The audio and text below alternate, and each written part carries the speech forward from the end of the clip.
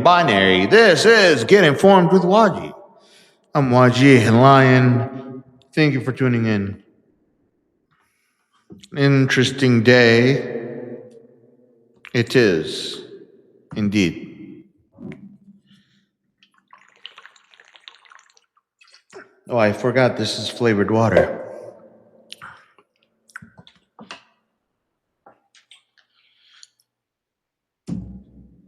Happy birthday to you. Happy birthday to you. Happy birthday to you, America. Please don't drop your democracy. Make a wish, America. Make a wish. Make it count.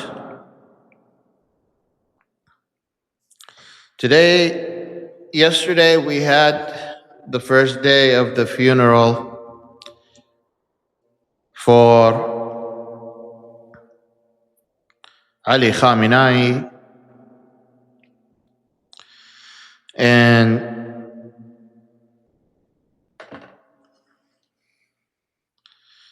we had about 100-country visit.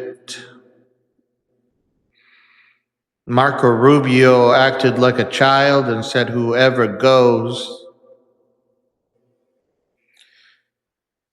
will be disrespecting America type bullshit, or we'll look twice at you again, or we're going to look at the trade deals, something stupid like that. But before we get into that, let's wait for people to pile in. Yes, I did not have a morning show today because there was a rally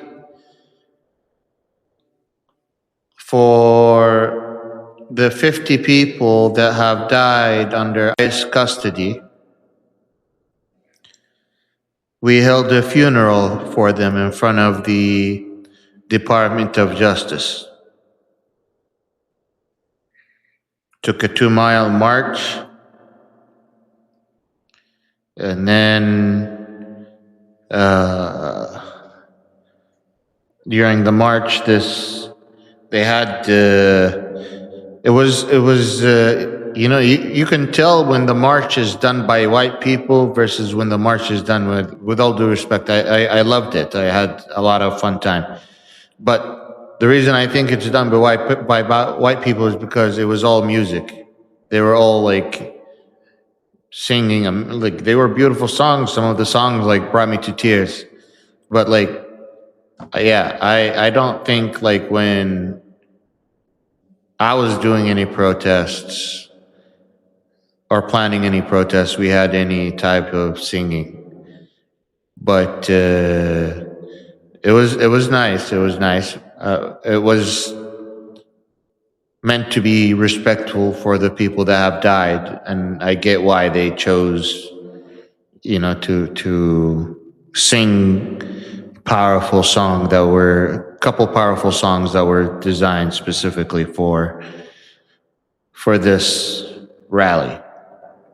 Hundreds of people showed up, and if I was Trump, I would say hundreds of thousands of people showed up.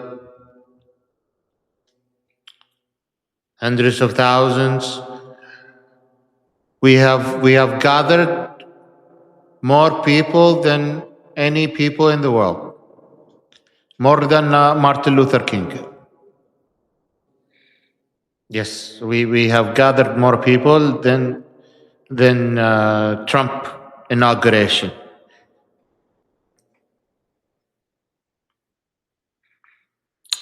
We destroyed. Khalas. You can't.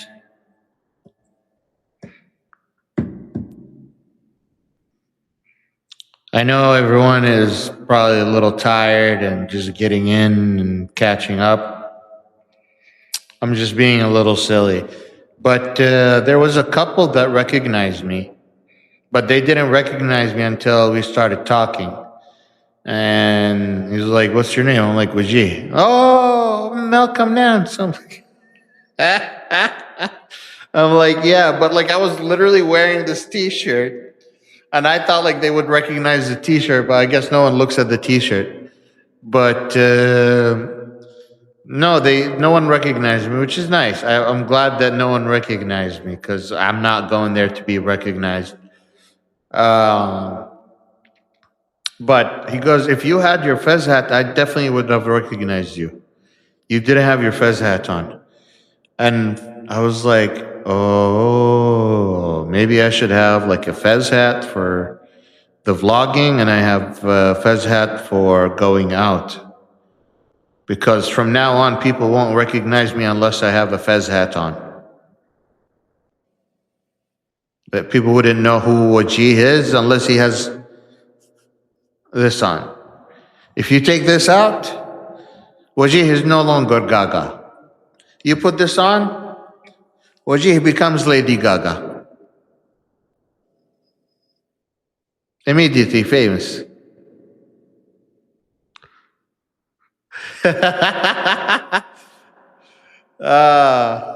So yeah, it was kind of cool, but I think in the Twin Cities or for Minnesota or for whoever wants to make it, I think I'm gonna do a social here in the Twin Cities, and for maybe like we can reserve a restaurant, choose something affordable and accessible for most people, and do a social. You know, yeah, we should do a social sometime. I'll have to look into it. If you are an event planner or you know an event planner in the Twin Cities that would like to help us volunteer set up something like that for our amazing subscribers or amazing listeners, please reach out to me. Let me know that you'd like to help with that. I would love to get that going. And maybe in the future, we travel to different states and we can do, we can do stuff like that. Like, not meet and greet, but like, we could do like the same thing that we do in the podcast, but in a coffee shop or in a restaurant where we can talk face to face, change a little bit of the style, give you guys more one on one. I want to do like I want to do a little bit different, but we'll see how that works.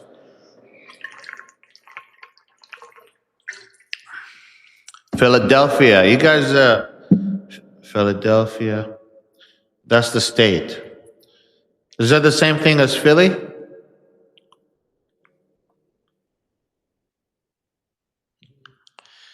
If that's where Philly is, I love me. Yeah, a Philly cheesesteak.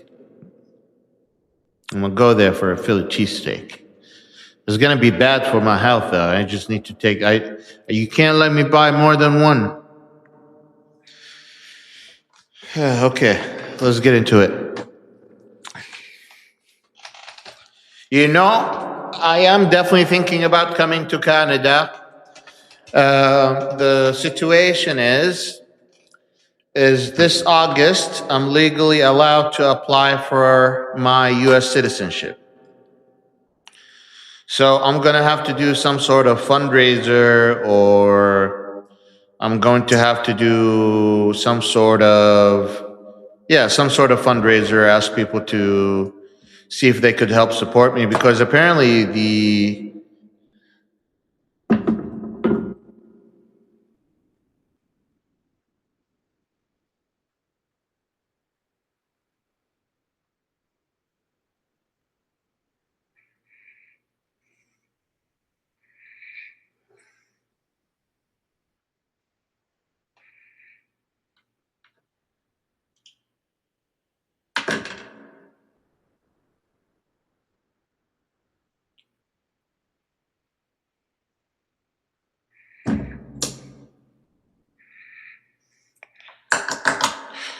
Yes. So to apply for the citizenship with a lawyer that wouldn't fuck your papers up, because the administration now says if you have one mistake in the whole document gets canceled and you don't get to apply again or something like that. Some stupid shit like that.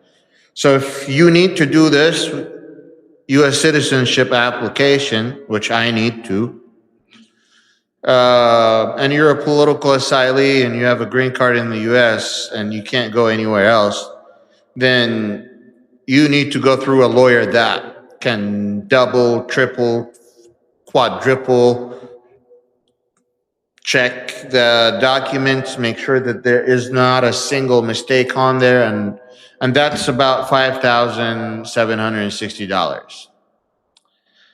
So that's a lot of goddamn money, and people just don't have that money laying around. But in order for me, yeah, I need to figure that out.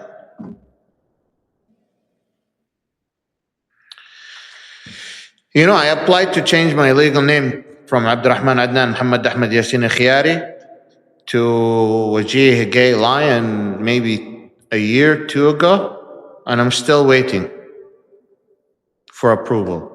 I got approval from the state. It has to go to the USCIS, and then it goes to Social Security or something like that. Just to change my name. Just to change my name. Like, I don't associate with my religious name that was given to me. So I changed it. Anyways, we were about to get into it.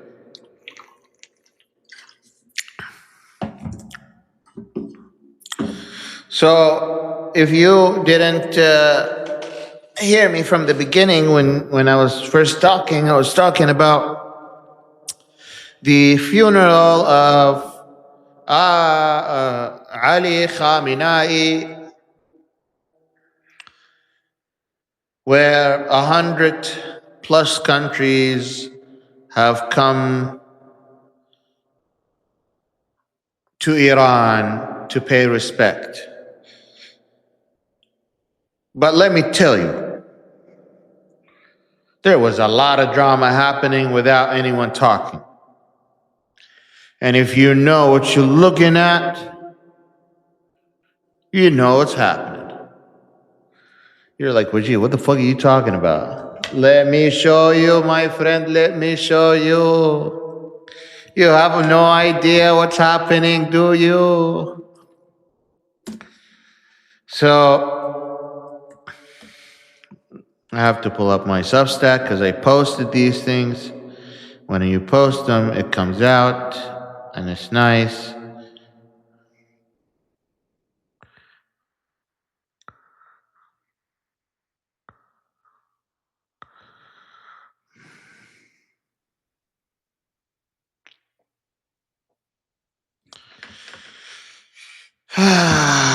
Let me show you, let me show you.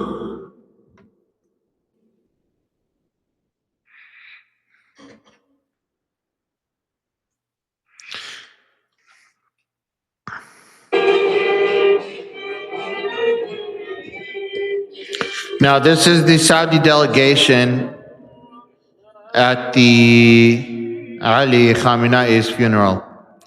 This is the head of the delegation.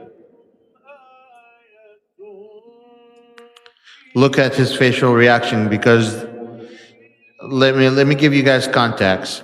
When you go to a funeral,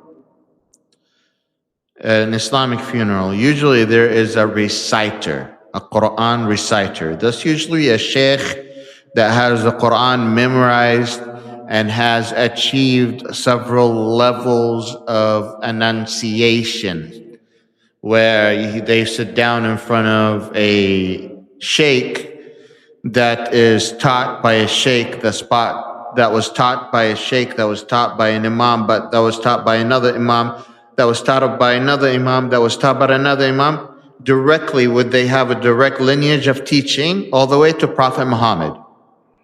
There are several teachers out there, many teachers out there at the moment that can track their teachers one by one, name by name, turban by turban, all the way to the Prophet. Now, these go through a lot of training. So the Qurra usually have to go through something similar to that, which are the reciters. But the Quran has a lot of stories in it. And the Saudis and the Iranians are not necessarily on the same side, but the Saudis have protocols, diplomatic protocols.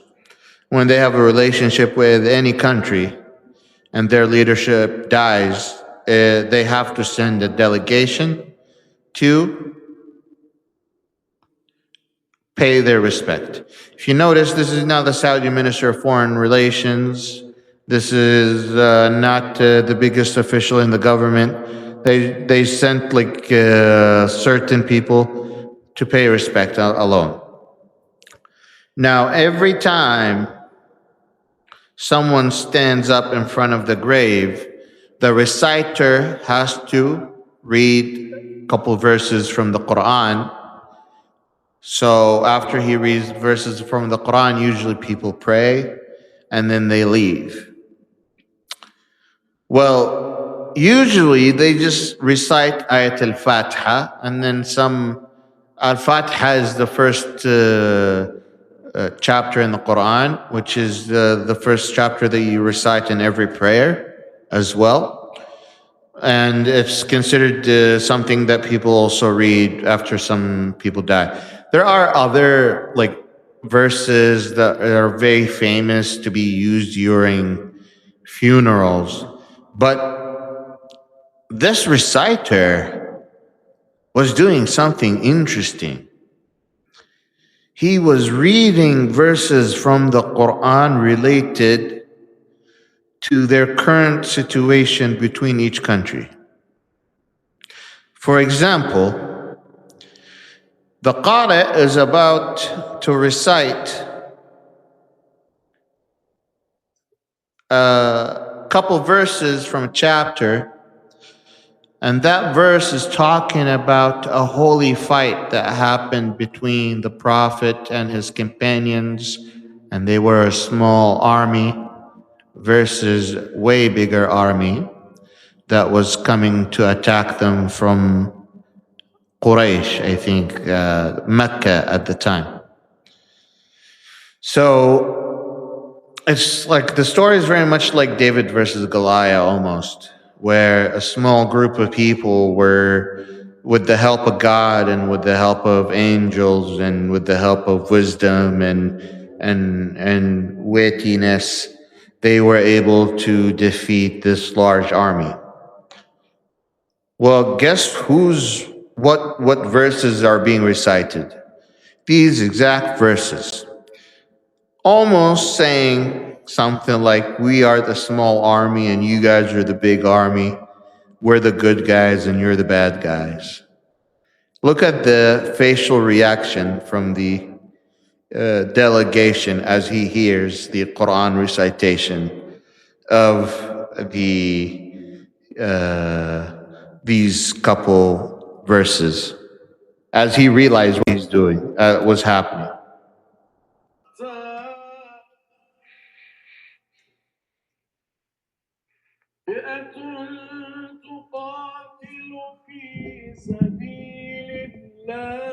وأخرى كافرة يرونهم مثليهم رأي العين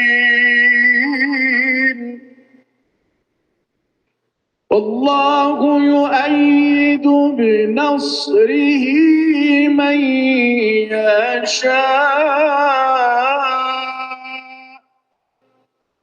إن في ذلك لعبرة لأولي الأبصار صدق الله العلي العظيم.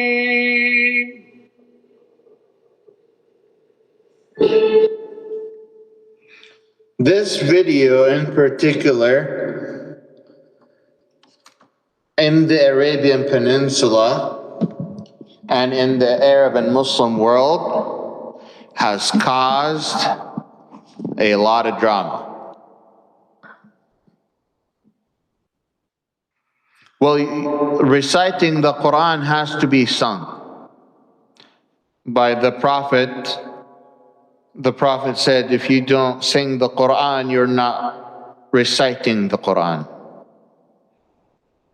So you always have to learn how to sing it, and you have to learn how to sing it properly. That's why you go to many classes. Qur'an is, enunciation is not easy, and there's different type of qira'at, means there's different types of recitations. But yes. Meanwhile, the Afghani delegation, let me remind you, the Afghani delegation are who?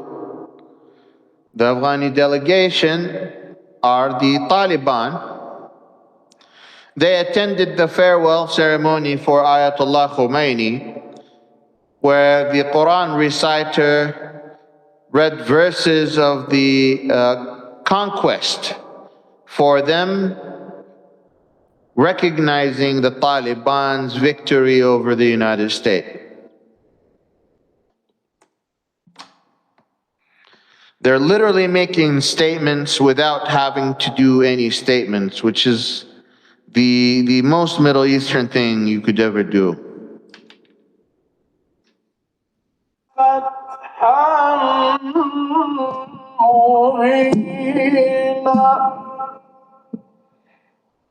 ليغفر لك الله ما تقدم من ذنبك وما تأخر ويتم نعمته عليك ويهديك Look at his smile. مستقيما وينصرك الله نصرا عزيزا صدق الله العلي العظيم.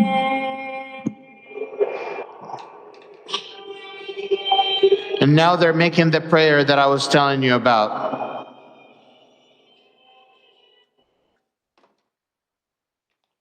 So, it's crazy. It's crazy what's happening. By the way, be careful. Our Supreme Leader, His Majesty, decided to do something very special for us.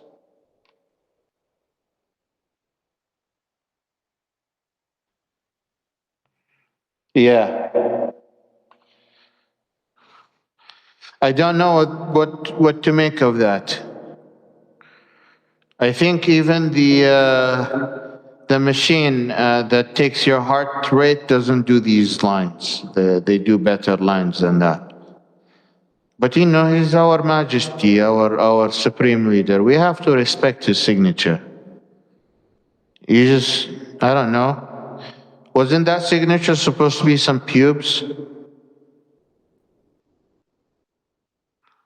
I thought that signature was supposed to be some pubes for a picture he drew for Jeffrey Epstein. Here, let me show you.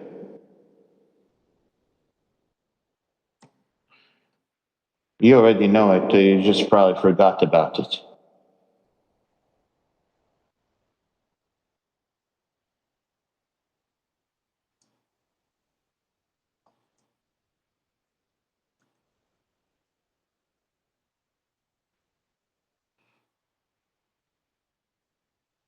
Yeah, here you go. You all must have seen it.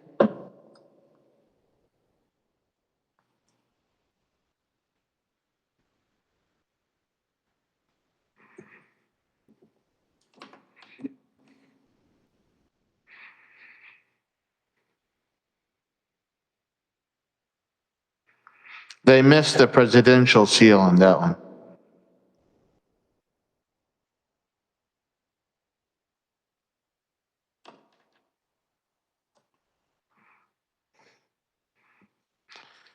If you're just tuning in, welcome to the podcast. I appreciate you for coming in. Welcome, welcome. Happy birthday. Make a wish to your country. Make a wish before someone else makes it for you.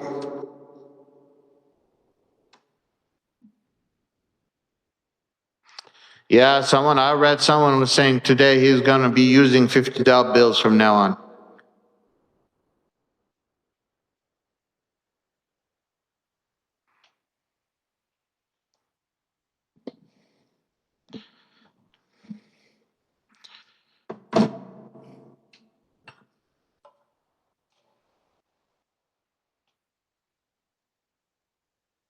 So, yeah, I don't know, man. I don't feel very nice. I don't feel very good about any signature that looks like that.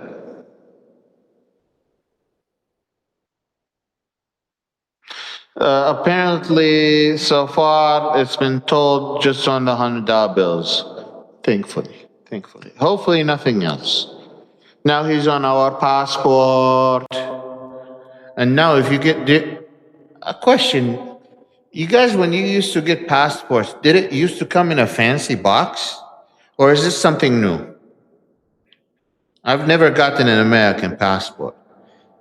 But really, is this the box thing just for the 200, the special edition Trump passport? Did you guys see the new box that comes with the US passport? Now because it's the special edition Trump, he has his hand on the table like that.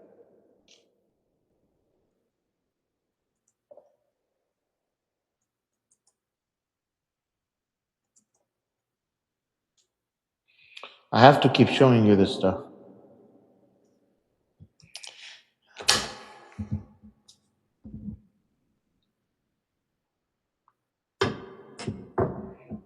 Yeah. You guys missed out. You didn't get the nice stuff.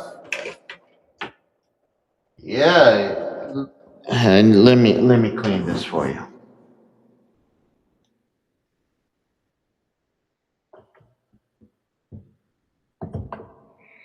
That's better. First of all, that's what it looks like from the front.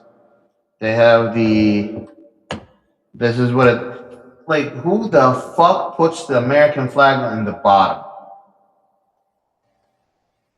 Who the fuck puts the flag on the bottom?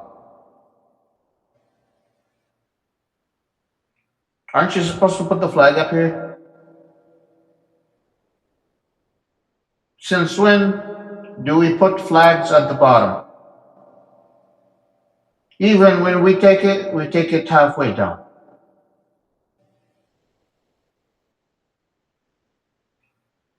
I don't know, man. Some crazy with the design. Let me show you the box. Let me show you the box. Now, here's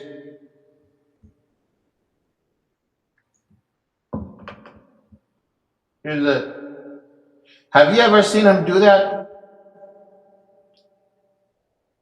Have you ever seen Trump make a picture like that?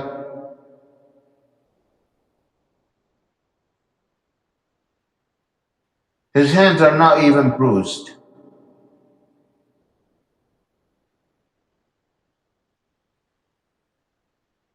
There's no bruising. And by the way, it seems like he's signing all of these by hand or something. I'm not sure. Because it does look like it was made by a. Let me see if all of the signatures look the same. No, wallahi, all the signatures look the same. Never mind.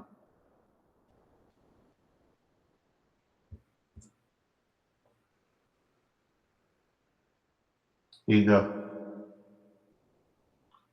Look at Rubio.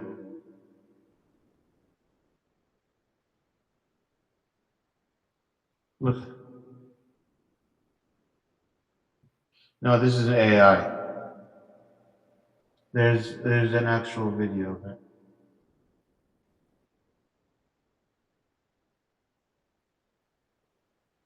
Marco Rubio new passport.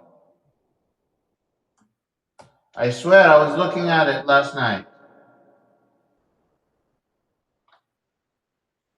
Here you go. Look at that box.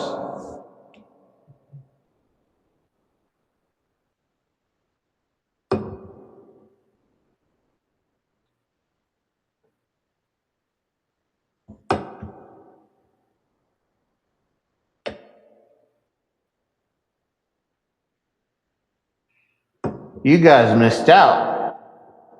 None of you got the box, huh? America never respected you before. They never gave you a nice box like that. Now America give you your rights by giving you a nice box.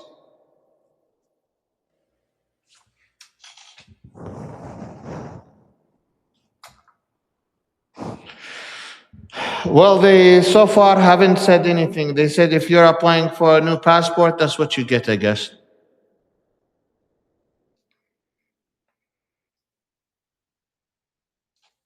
Maybe, they have the purple passport. Have you heard of the purple passport? That's for emergencies.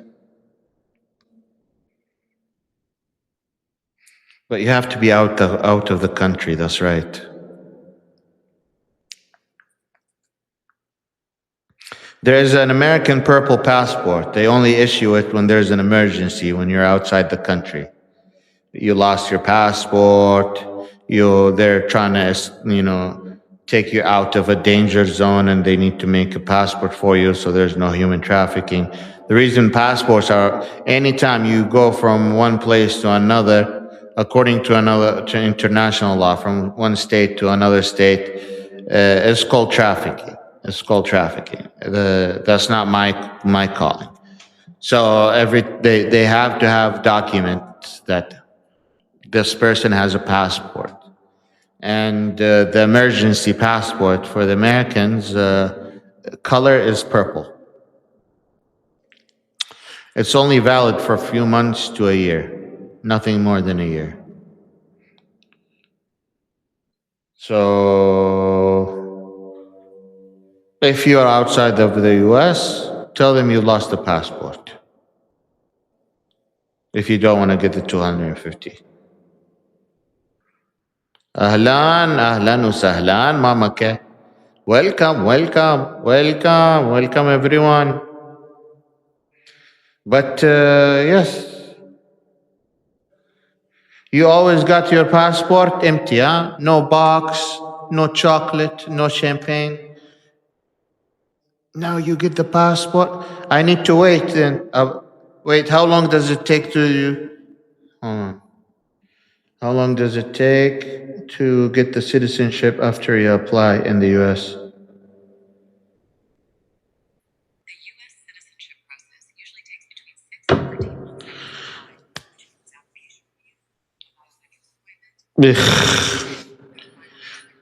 It is from 6 to 14 months. So if I apply for my citizenship, maybe I will get the Trump special edition.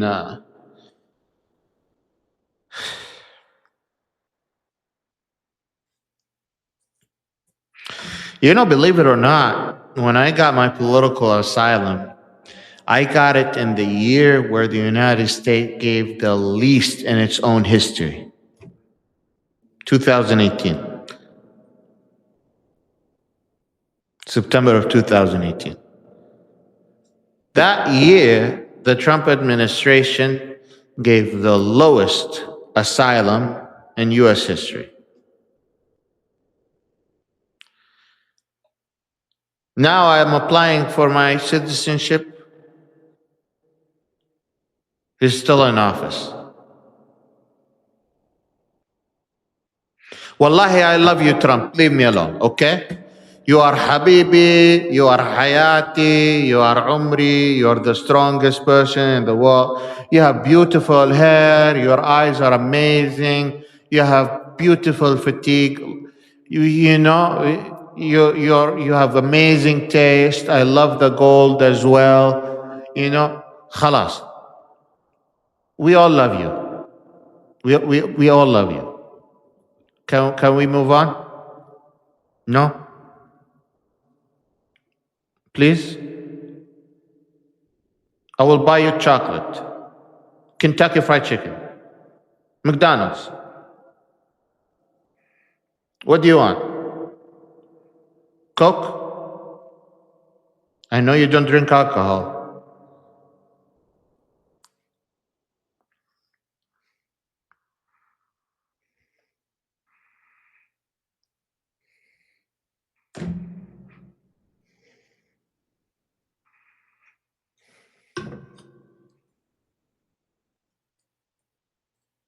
Did you guys see Trump's arch?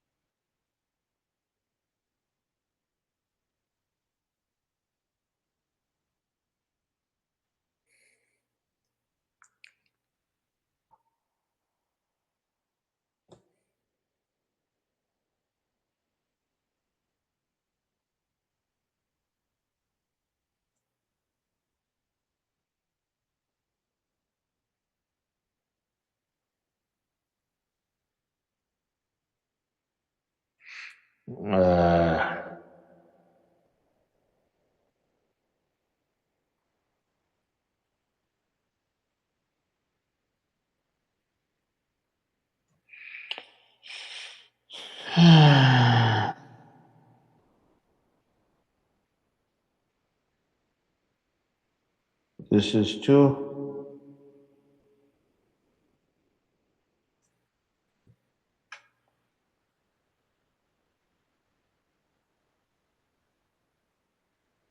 Let's see if this would let us open it. No, paywall. Everything now is paywall. Anyway, so Trump wants to build an arch.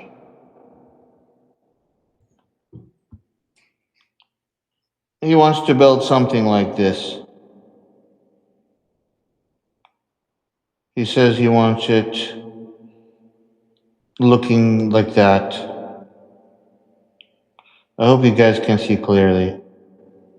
But the reality, you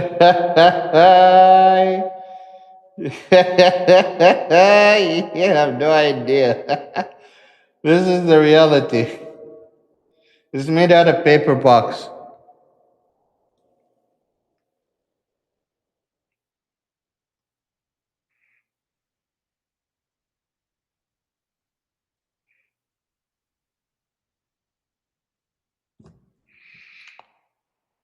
Look at what they made. This is not even this is printed. And by now it's actually crinkly. MashaAllah, MashaAllah, our president, he has amazing ideas, but somehow he always gives the project to someone that fucks it up. He's an amazing initiative guy. It's not his fault. You guys misjudge him. It's the people around him. They ordered it from Timo instead of going to a company to do it. Timo's like, oh yeah, I got the same exact design for you. I'll send you the directions and I will send you the box, huh? You put it together. Yeah, we have a budget of $50,000.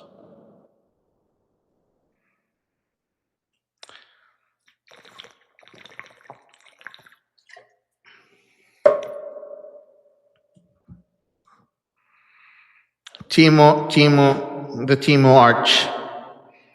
Trump, ya Habibi Trump. I know you have good ideas, but come on. Your team keeps dropping the ball. They don't wake you up when you sleep. They don't like you. Your team doesn't like you, because if they liked you and they saw you going like this at the football game or basketball game, they would nudge you. Come on, Trump, wake up. Don't fall asleep. If they see that you are walking and there's a tissue on your feet, they would tell you, stop, Mr. President, stop. But they don't like you. They don't care. They're dropping all of your projects into pieces.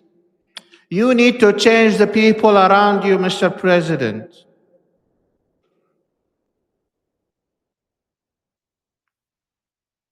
Wallahi, you need to change the people.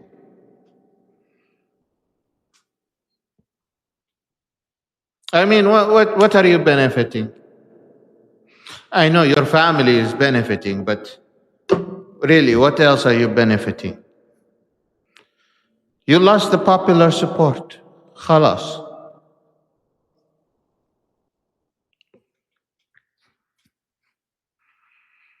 Put some professionals. You mean, okay. If you don't want to change the circle around you, at least hire the companies that do it right. Like, I'm not sure if you hired a good company to build the ballroom yet or not, but did you hire the same company that did the interior of the Pentagon to put the bases? After 9/11, there was a specific company that made a specific type of concrete, and that kind of help some big PSI and shit. Is that the company you hired? Or did you hire one of your friends? Because honestly, until now, your friends are all doing some Timo shit.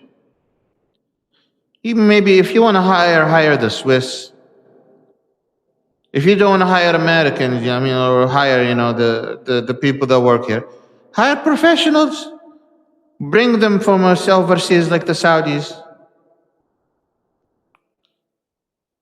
But come on. Okay, let me tell you what. Have you ever taken a knife and chipped into the pool and the ink came out?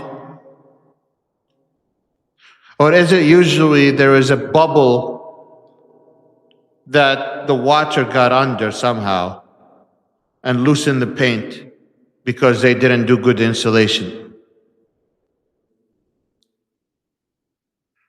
I'm not an engineer, but I come from a family that has engineers.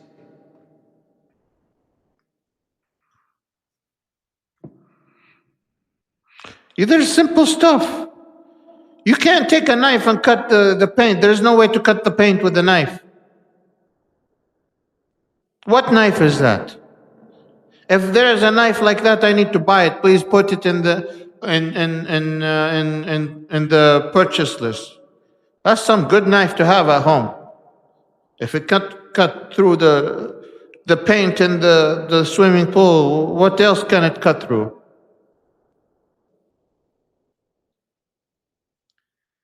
If you catch the knife, you have to put it. We need to see the knife. Wallahi. I thought the pool was perfect. But I don't know if you guys know, for the UFC fight, before the UFC fight, there was oxygen devices that put oxygen in the water.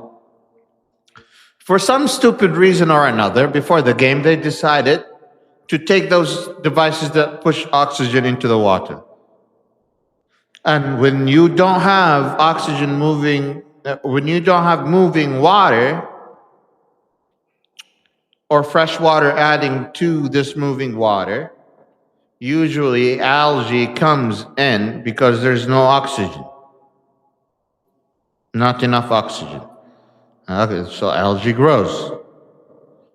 And it can be shady and it can be whatever. So, why did you remove the devices? Who's to? Didn't I tell you you're hiring the wrong people? The algae, who's going to put algae in the water? Who's going to bring the algae from the ocean? Isn't there enough cameras in Washington D.C.? Don't you have the CIA, NSA?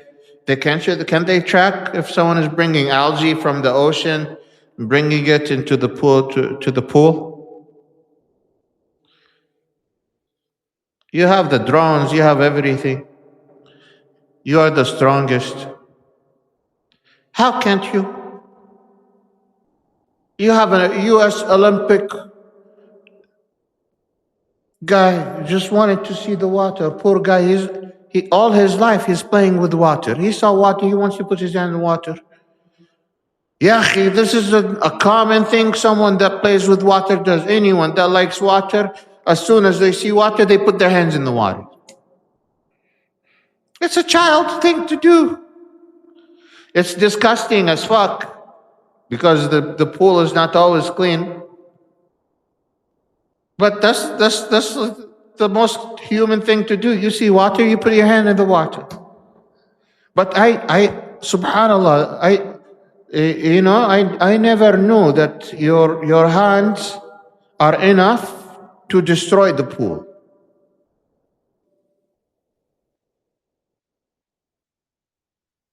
You put your hand in the water, the pool gets destroyed. That tells you the quality of the pool, or tells you who's breaking the pool. That's not my fault. You hired the wrong person to do the pool. If you hired the person that made the pool that's bad enough, if I put my hand in it, it will go bad. If you think my hand is bad, what do you think about the animals that are going into it? The ducks, the geese. They shit in there all the time. My hand is the issue? Wallahi, I never been to DC in the last 2 years. I didn't touch the water. I am a good person. We are just joking, Trump, okay? Everyone here think you're very strong.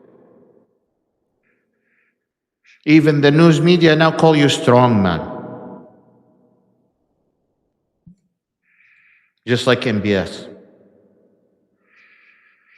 That's a good accomplishment. I've never heard the US president being called a strongman. One for the history book, indeed.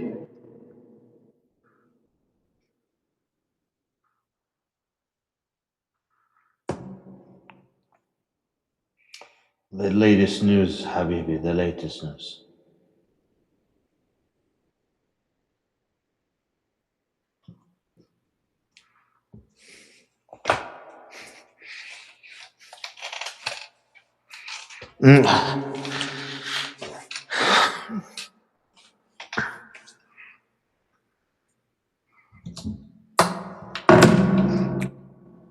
I don't think I heard we have a strong woman in America.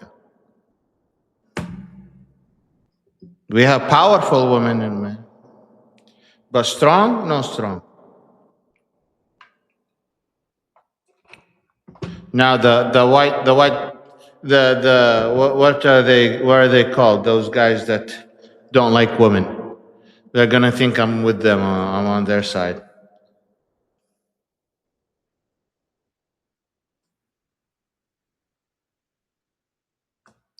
More than 10 million people, including representatives from more than 100 countries, expected in Tehran for funeral of the supreme leader Ayatollah Khamenei, who was killed along his family members at the start of the US-Israeli war on Iran.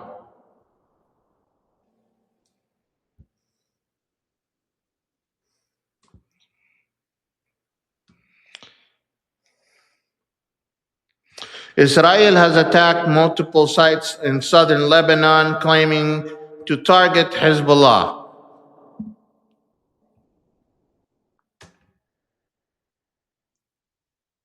This phone is so heavy it keeps dropping. Infrastructures and fight.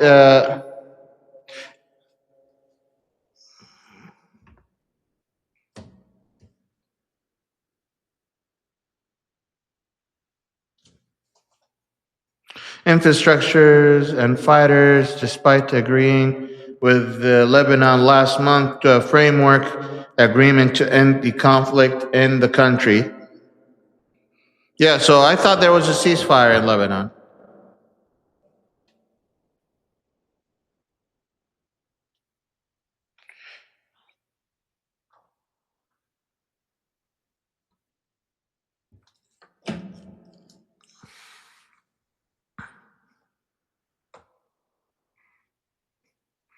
Did you see the photo of all the white nationalist Nazis on the bus in DC going to their march? Listen, they're part of American history.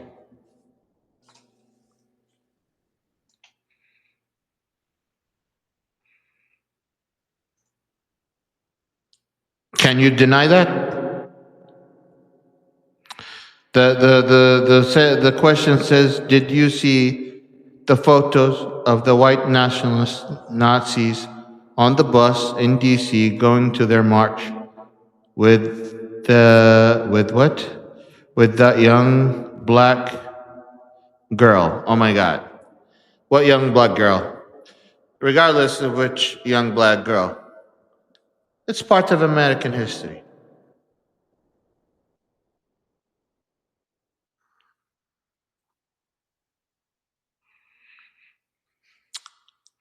Are you surprised?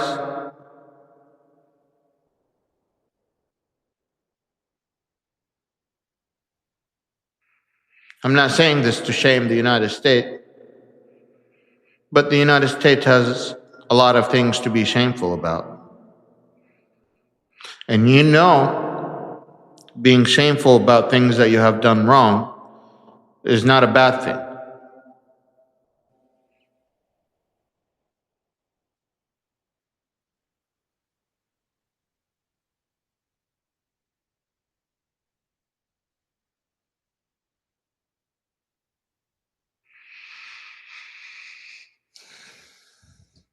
Lebanon Health Ministry says about 4,301 people have been killed and 12,199 people have been wounded in the Israeli attacks since March 2nd.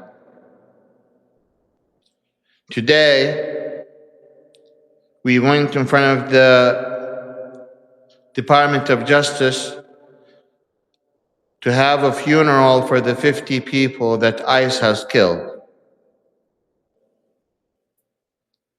under their detention.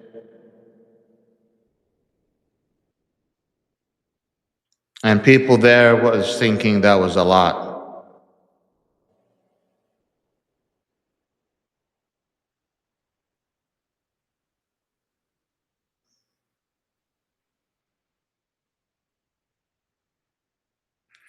Why do we expect people from these countries to continue to support us? Not saying that in a bad way. But this is nothing that the United States hasn't studied before.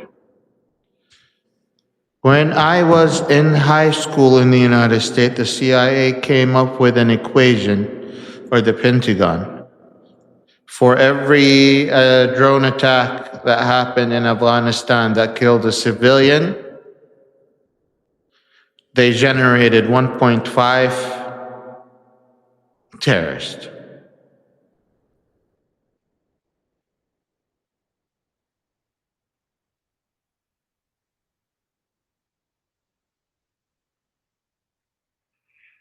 We just killed 4,301 people in just one country. And you can't tell me the United States has nothing to do with it. You can't tell me Israel is innocent in this picture.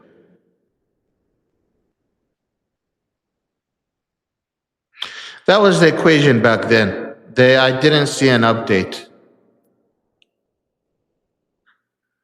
but I'm sure this is a different equation.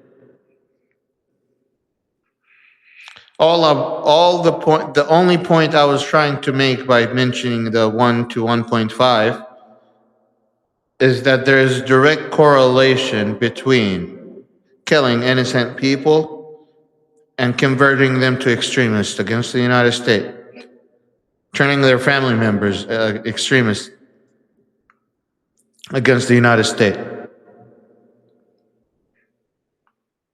This is a study that the US has done. This is not my opinion. So we know that. But our wise president, unfortunately, has not hired the smart people. He hasn't allowed the guys that know these facts into the room. He didn't let them speak. They didn't get to share their information and knowledge. Half of Middle Eastern countries don't have an ambassador. Like, can you believe it? The ambassador for Syria is the same ambassador for Turkey. I think he's also the same. No, he's not the same ambassador for some. He's also an ambassador for another country.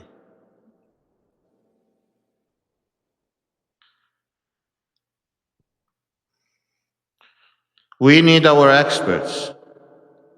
Our diplomats are being kicked out. Our intelligence agents are being kicked out. Our government is being eaten from within inside.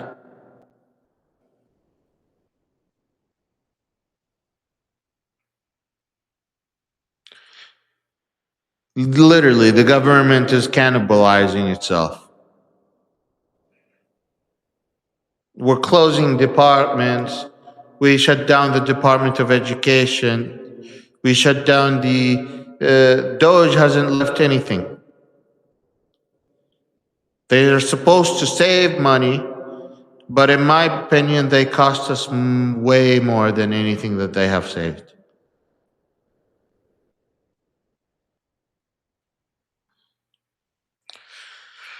Meanwhile, Israel settlers' attacks on Palestinians have been reported in several locations across occupied West Bank, including in Tobas near Hebron, southern of Bethlehem, and northern of Ramallah. The far right in Israel right now is more than ever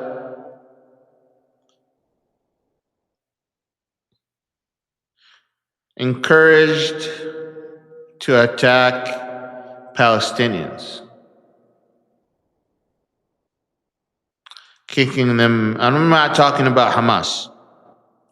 I'm talking about normal civilians that have nothing to do with extremist organizations. These are normal people being kicked out. And again, I want to remind you there's a direct correlation between killing innocent people and turning people into extremists. You want to fight extremism, you have to understand how you're creating it. You can't just keep doing fucked up mistakes and then tell me you're trying to fight extremism.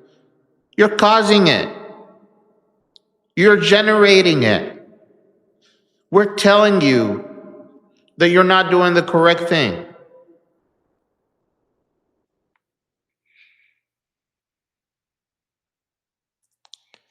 أي يا قلبي يا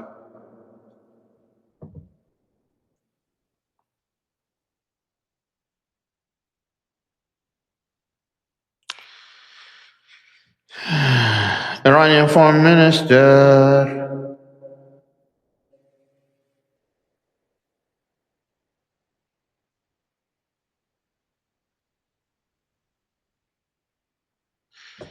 Yeah. The Iranian foreign minister praises participants at the Khomeini's funeral.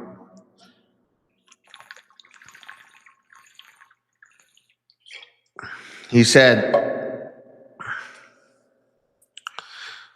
pleased to have received representatives from more than 70 countries who chosen to participate in honoring our supreme leader.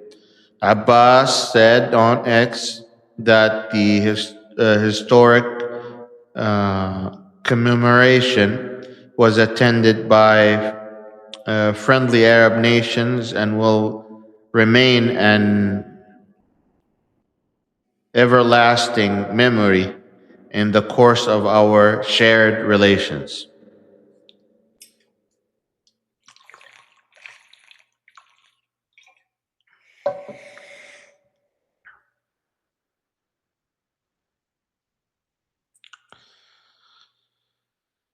Let's see if we have questions.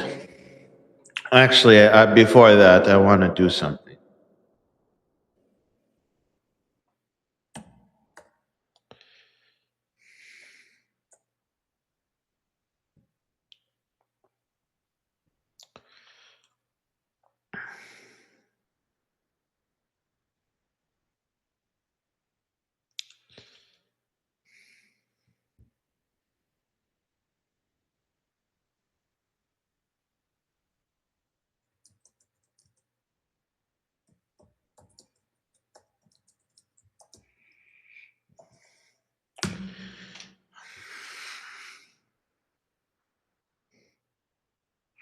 Welcome back, Mama K. I hope you got everything you needed. What, are you frozen, Professor? No. I'm just pulling out a document that I made for this podcast, and I forgot to pull it out because I was distracted by the news and talking and answering questions.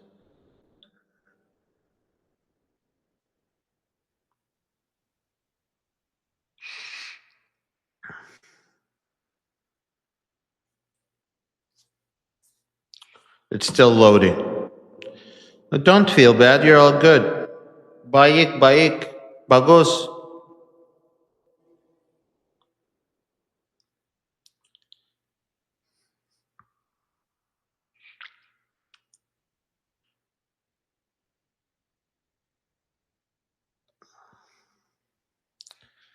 We talked about some nice stuff for a second.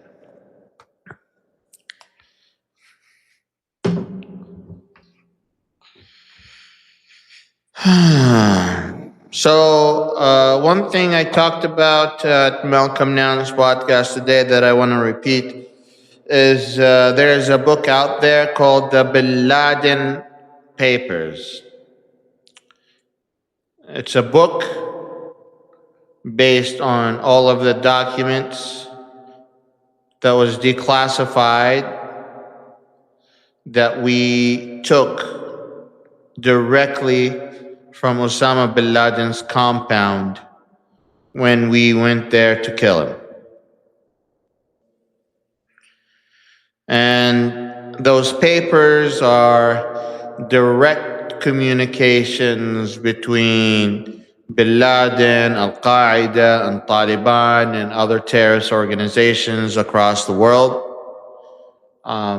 Gives you an insight to what they were thinking about, how they were thinking, what were they planning, and much more.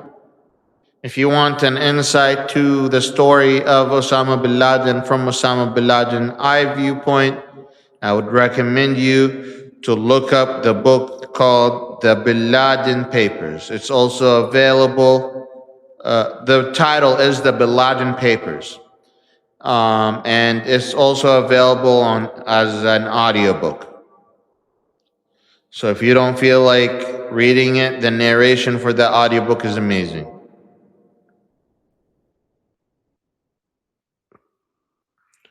So if you have a long trip or you have something that a long project, It's really worth the read.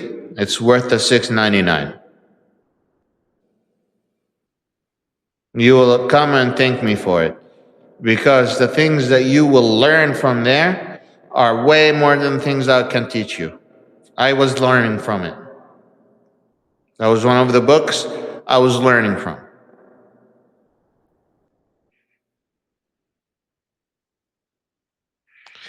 I was asking Malcolm Nance if he had a chance to look at the Osama bin Laden papers, and believe it or not, he had a chance to look at the real papers in person. Malcolm Nance was able to go to the compound that Osama bin Laden was in, where the U.S. Military sent the Navy SEALs to take care of him. Well, after that, Malcolm Nance was there, and he has the one of the book stands for the Quran that was owned by Osama, and he had a chance to look at the documents in person. Does Bin Laden read it himself? Bin Laden was writing those documents and was having those communication. Those documents basically are the direct communication of Osama bin Laden and his terrorists, like his fellow terrorists. Like, you're literally taking a look at what he was talking about, who he was talking to, when he was talking to them, why he was talking to them about it. You'll get like an insight to the drama that was happening inside Al Qaeda. You'll get a chance to have the conflict of interest some of these guys have. You'll learn the mistakes that Al Qaeda was making that has resulted in the decay and the dismantlement of Al Qaeda.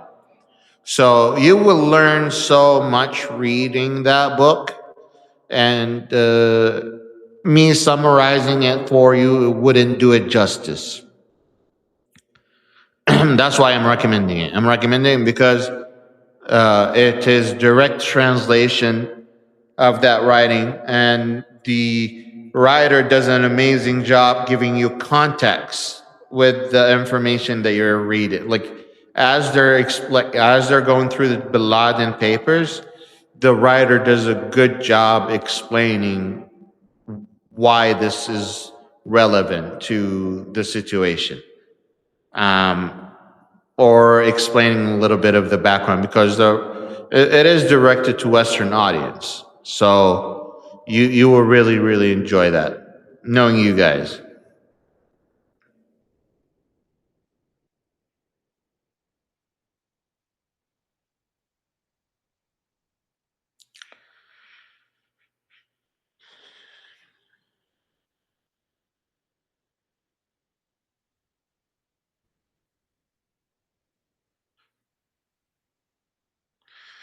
Let's have a quick recap of everything that has happened, okay?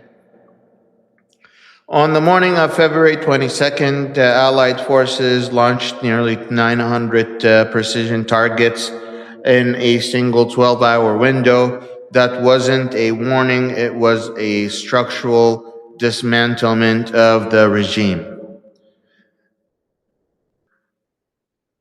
A daylight strike utilizing Sparrow ballistic missiles obliterated the Supreme Leader compound in Tehran.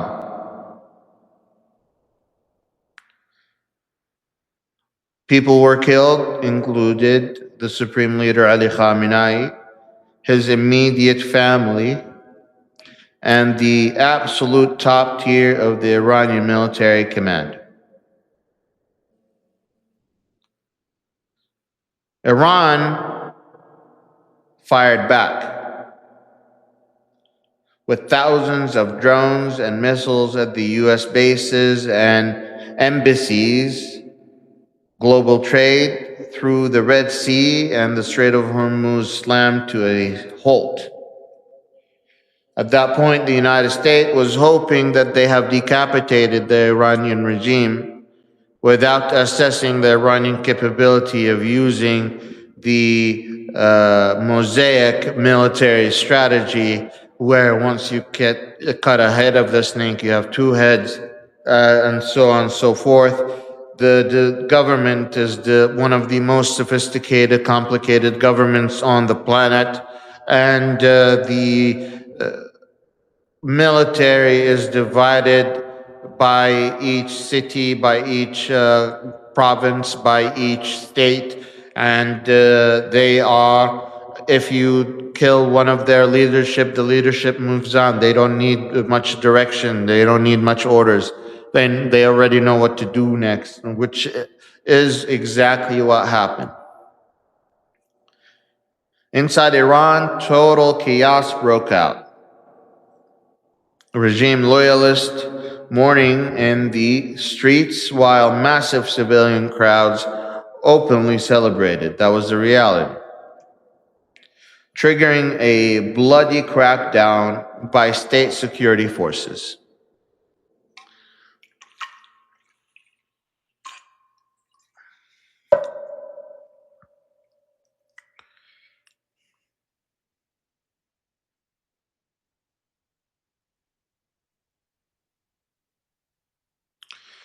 Now, while all of this happening,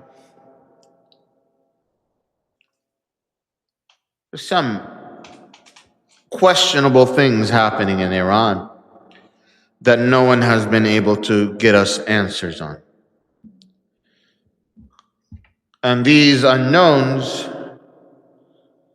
tend to bring us mystery, misunderstanding, miscalculations, and even distrust in what the Iranians are telling. The mystery is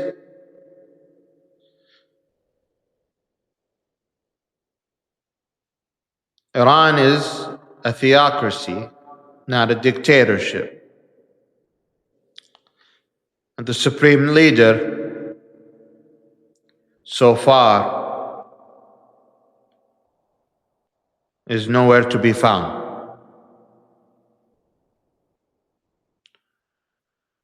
It can be very well for security reasons.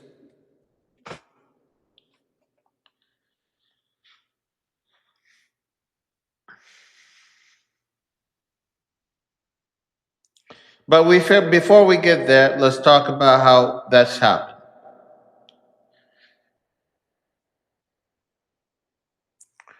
So, as the supreme leader killed,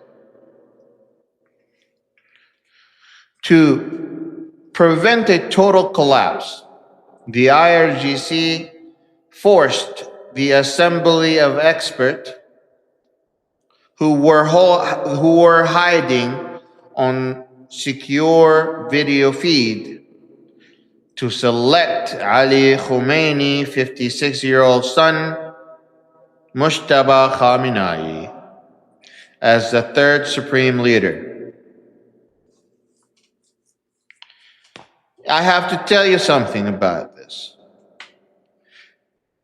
This is in direct violations of the anti-monarchy rules of the 1979 revolution, and Mujtaba holds only a mid-rank title,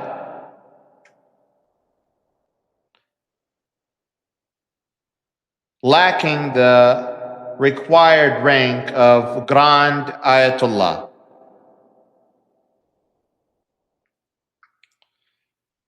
So by rules and regulations, Mujtaba shouldn't even be the supreme leader, according to the 1979 rules. That has never changed. Okay. Now, is he just a ghost? Or is there more to the story?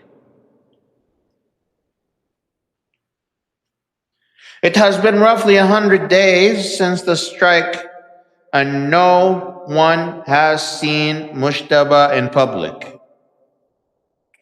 State media claims he's in spiritual seclusion. Spiritual seclusion is an actual thing in Islamic practices, and it's usually done similar to the monks. You in a meditative state, thinking and thinking and thinking and praying and praying and praying and thinking and thinking and thinking.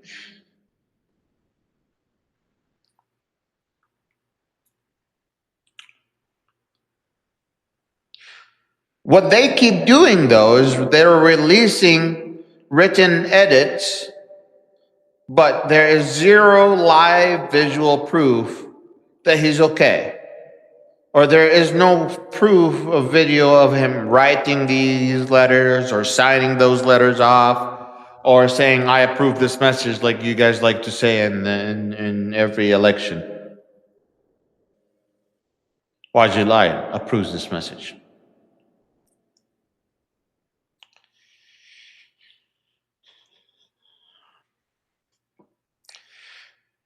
There's about 4 probabilities when we're looking at this.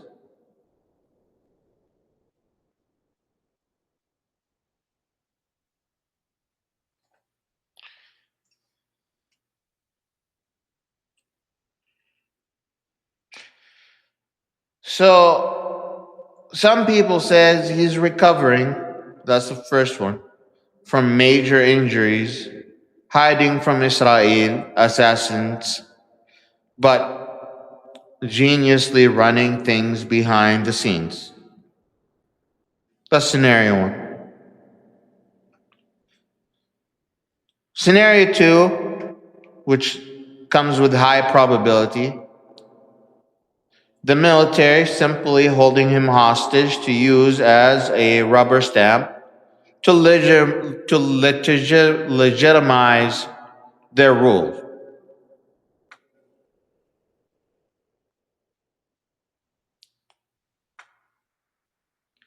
Some say he's medically incapacitated. He's asleep. He can't wake up. Incapacitated. You know what the? I do not like announcing English. Incapacitated, right? Is that how you say it? Incapacitated?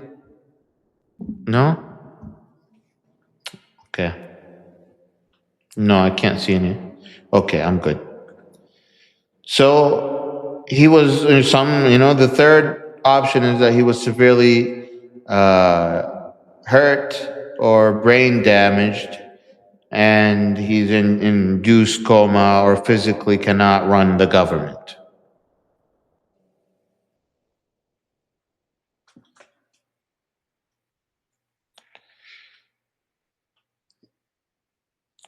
The ongoing risk that everyone else is talking about is that he's dead. Khalas. And the IRGC is covering it up to prevent the state from total collapse.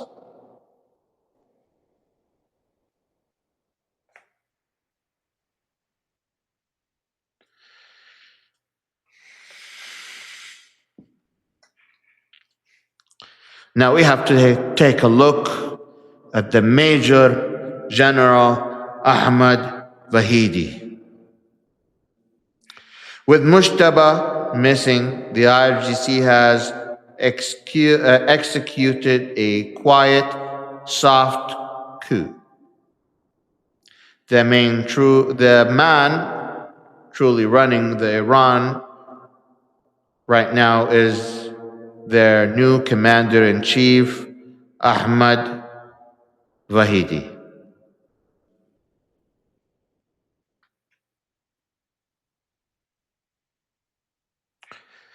He's a hardliner wanted by Interpol for the 1994 Jewish Community Center bombing in Argentina, where he killed 85 people.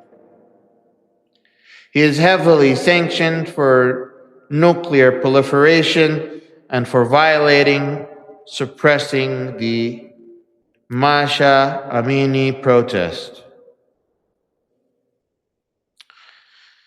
So you can't get more hardline than that. I mean, you could, but that's quite hardline.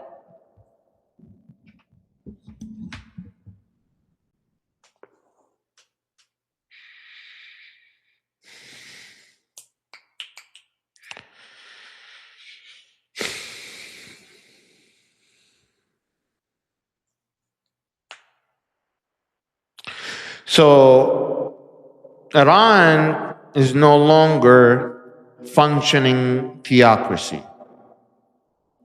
It is a fragile, three-headed monster. And I think that has to do a lot with the mosaic strategy. It can be beneficial where it makes it harder for us to take the regime. But the thing that is the downside for that is you create internal factions. The symbol, Mustafa Khamenei, where he's the ghost. The muscle, Ahmad Vahidi. And the bureaucrats, the parliament speaker, Muhammad Baghragaf,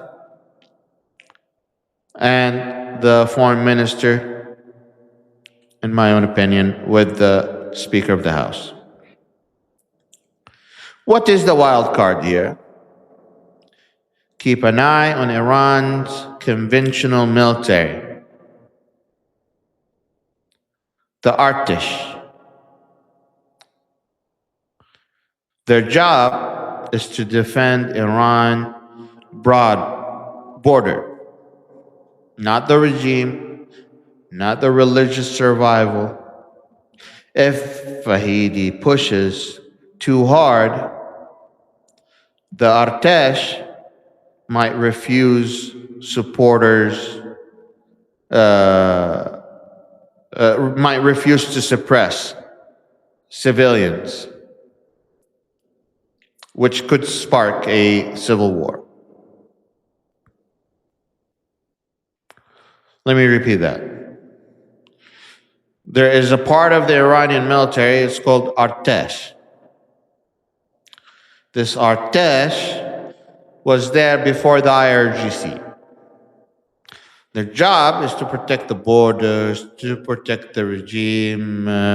Their job is not to protect the regime, religious survival. That's not their mission. So if the new commander-in-chief of Iran pushes so far and tell him, oh, you need to kill civilians, Artesh could say, no thanks.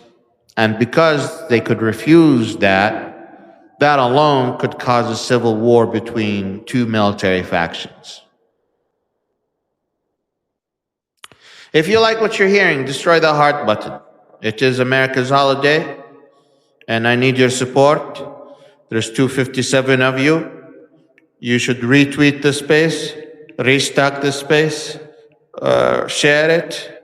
If everyone, 250 shares this, this would be number one on the platform. If just every one person click share. You don't want to become paid subscriber, it's okay, click share. If you want to become paid subscriber, you can't afford it, message me, I'll give you one, no problem.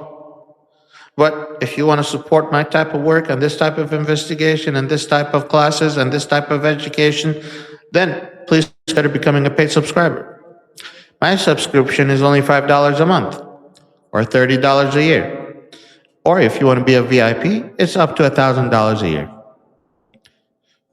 It is very affordable, but if you can't afford it, we can make exceptions and give it to you for free.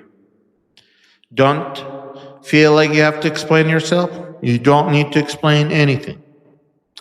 All you need to do is message me and tell me you need a subscription on the house, and you got it. No questions asked. No problems. Okay? May the fourth be with you, huh? Isn't that for you guys Star Wars fan? You say, may the fourth be with you? I'm still learning American culture.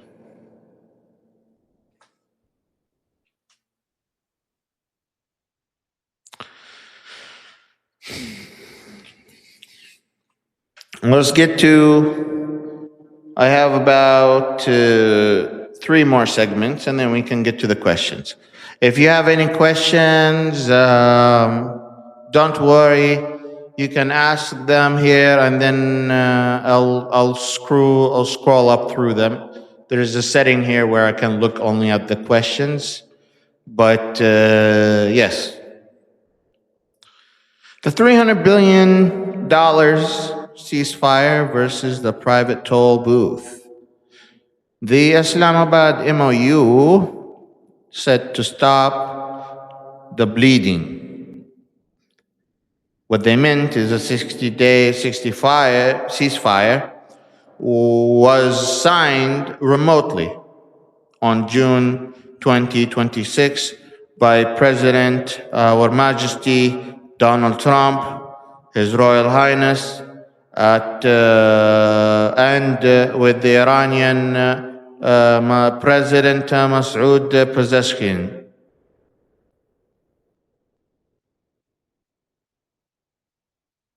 The deal is for Iran agreed to downblend its uranium.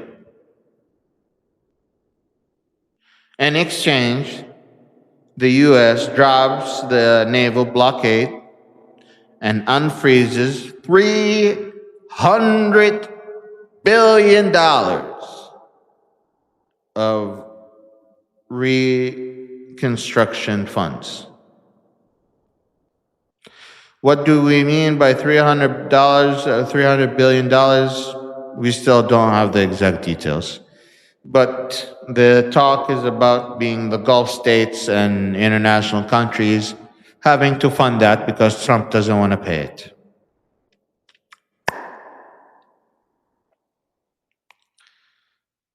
So, despite all of that, we got a shakedown in Hormuz.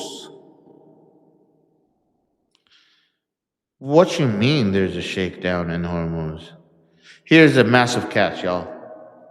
The IRGC is bluntly violating the treaty. Instead of following free passage for 60 days, Vahidi, the commander-in-chief, forced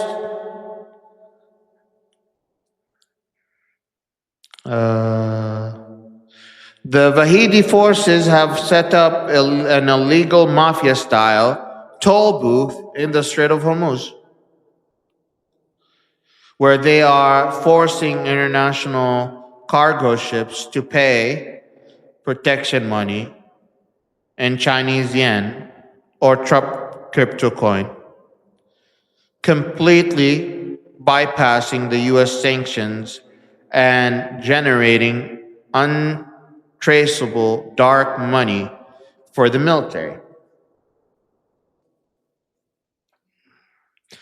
Now, was there some chips that tried to not listen to that and go their own way and pass the Strait of Hormuz without going through the easy pass? Yeah, they got attacked.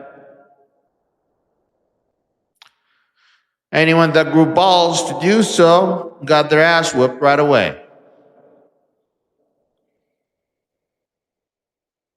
Every goat now goes through the same strait. And as of yesterday, Oman has agreed to the full deal with Iran to control the Strait of Hormuz, of course. Donna, how dare you miss my appointment? How dare you? It is always, I have to put you talk to you now. What is? Donna, Donna. Okay. I'm just joking. I'm just joking. Yesterday was what, John?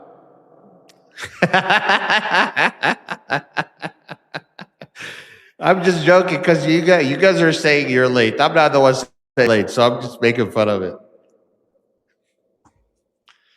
Uh,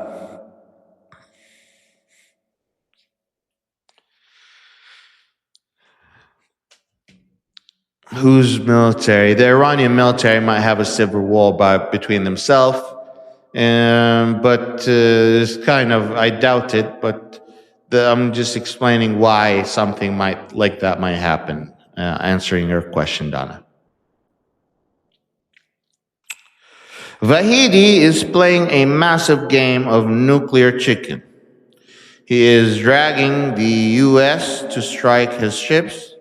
He is betting Washington will tolerate a local extortion rather than blowing up a historic $300 billion peace deal. So we know what the game of chicken is, right? Or do you guys need me to explain it again?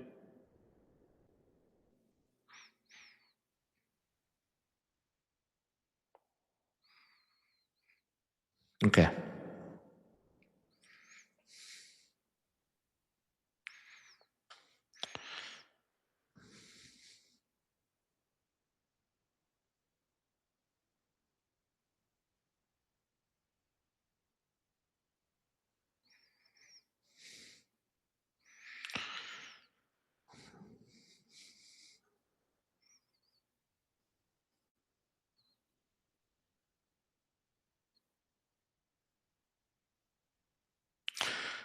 Now, this is the biggest test.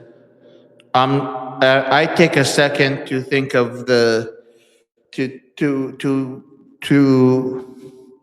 take in the writing and remember how I want to teach it or explain it. This is going to be the biggest test Iran will face in its own history during this IRGC regime, where they have to force a function from July 3rd to July 9th, where Iran is holding a massive 6-day state funeral for Ali Khamenei, where 100 plus nations have sent their delegations. 10 million people to 20 million people will show up. But there is a power at play here. Vahidi already established dominance by showing up in public beside the casket on day one, risking assassination.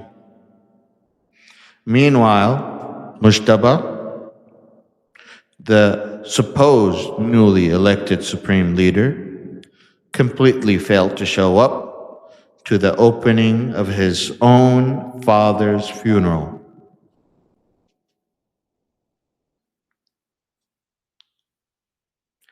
The day 6 test. Islamic tradition's strict demands that the new supreme leader must be laid the final funeral prayer on day 6. If Mujtaba does not show up for the 6th day to lead the prayer as the supreme leader, the illusion of that supreme leader shatters. in front of the Shi'i world. The world will officially know that the IRGC is running a phantom government. If that happens, the US legally or strategically cannot release that $300 billion of fund to an illegitimate military government.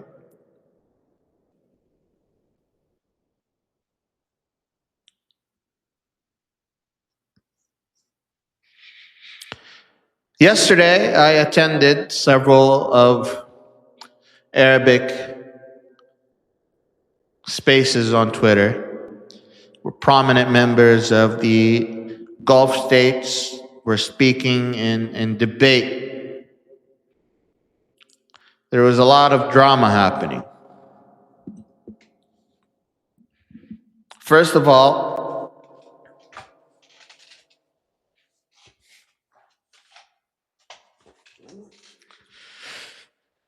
one of the things in Islam, you're supposed to be buried right away.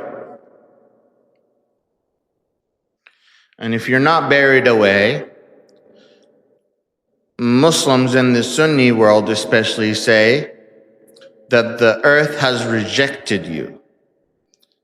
Meaning that if God was merciful on you, he would have eased your situation after your death, so you would be buried as soon as possible with God's blessing. That's according to the Sunnis and the Gulf states. Now, Saudi Arabia and Qatar are under a lot of fire from their own neighbors and from the United States for attending Ali Khamenei's funeral. Some are calling them betrayers. Some call them masochists. Some call them losers.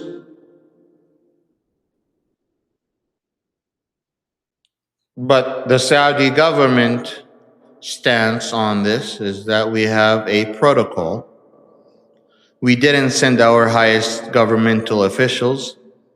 We sent a simple delegation to pay the diplomatic respect of any country that we have a relationship with. And that is just our protocol according to the government. I showed you earlier in the podcast, when the podcast started, when the Saudis showed up for the funeral to pay their respect, the reciter of the Quran recited the two military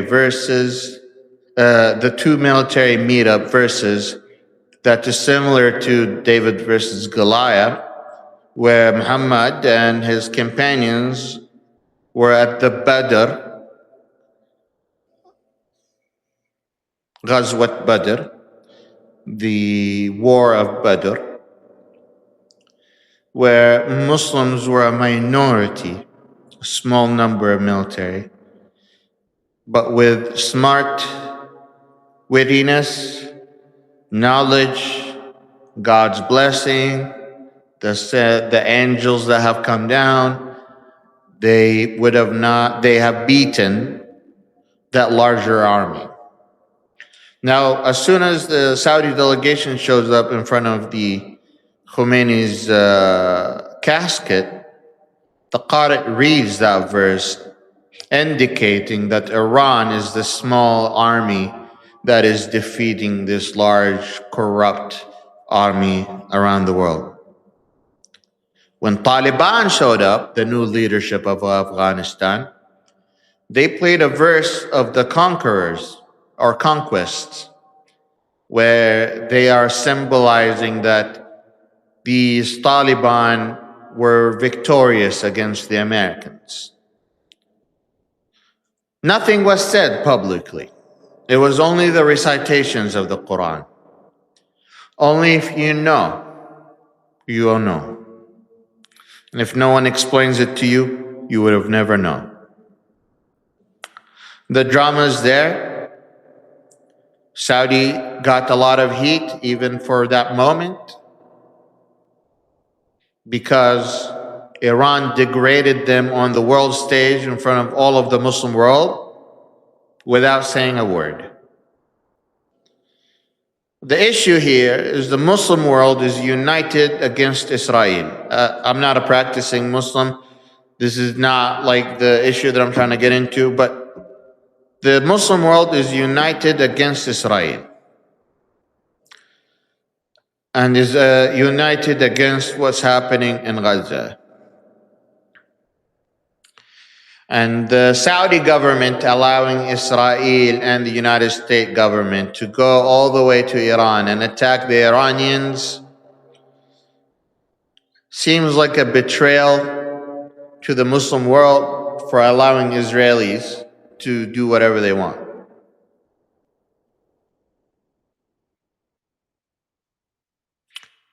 The Israelis were using Saudi airspace. There's no questions about it.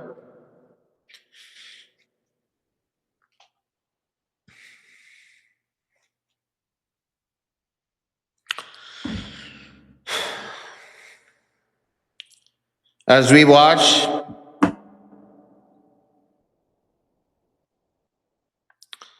the final days of this funeral play out, there are massive intelligence black holes that the international community is scrambling to figure out.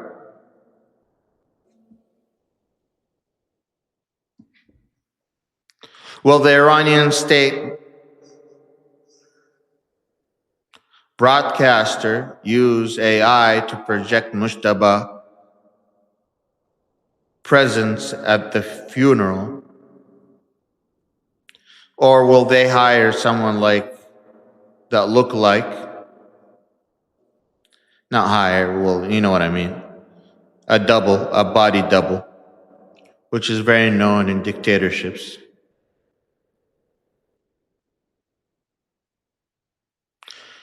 Currently, the intelligence agencies are on high alert for digital manipulation, or once a visual comes of Mushtaba Khamenei, if he comes out, there will be a lot of comparison of skin tones, distance between the eyes, distance of the nose, the measurement of the ear. There will be a lot of measurements just to see if he's the same guy or not, if he shows up. We need to follow the money. Which Chinese state-owned banks are actually helping the IRGC launder this illegal toll money,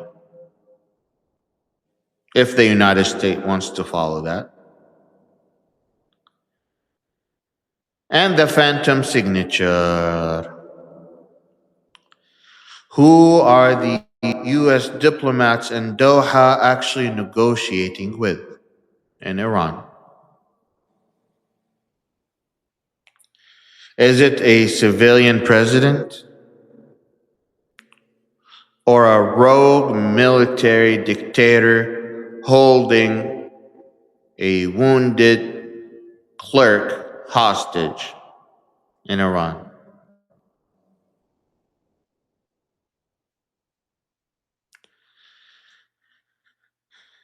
The next few days in Tehran will dictate whether we get a historic diplomatic reset or the total violent collapse of a sovereign state. The last thing you want is the sudden collapse of a sovereign state, because then you have a power vacuum, and with power vacuum comes more terrorist organizations and more instabilities. Now we can go to questions.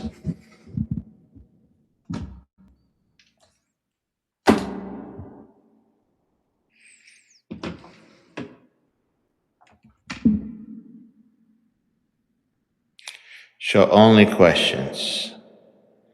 Wow. How was the protest? The protest was really good. Today's Independence Day for a nation born of defiance. When's yours? When is yours? I don't understand the question. Who's having a barbecue right now? Ooh, that sounds delicious. I'm not having a barbecue. I had Olive Garden.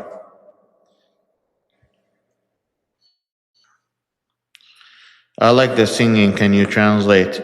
I could bring you the translation later, but it's called recitation, to be correct. Could you remind me who the head guy was there? The head guy in Iran was Ali Khamenei, that was assassinated. Is it just the $100? Mary, the $100 for what? I missed that question. No, does it have his face? I don't know. I don't remember that question. We opt out if we don't want his picture on the passport? I don't think so. I think that his look in that's his look in court. Oh yeah, you're talking about Trump's picture? Yeah. Isn't that the mugshot? Almost looks like the mugshot, doesn't it? Opting out of his pick, no passport for you. This regime would probably put you on a list. Oh, I don't want to be on a list. Is it 4 size bigger than Marco's regular passport? You know, maybe you should see him in kindergarten. He'll tell you. What would it take for Riyadh to reverse its denial of U.S. Basic access? The Saudis have already given U.S. back access quietly. The Trump administration threatened the Saudis that he would not send them any missiles or any weapons or anything like that, and already started threatening the royal family and shit. So they quietly, answered to that. But while they're doing that, they're also looking for other allies to meet up with and ally with, and they're starting to figure out ways to step away from the United States. I said this way, way, way too many times from the beginning of I started talking. When the Saudis want to end the relationship with a country like the United States, they don't shut the door on your face. They close it very slowly without you noticing.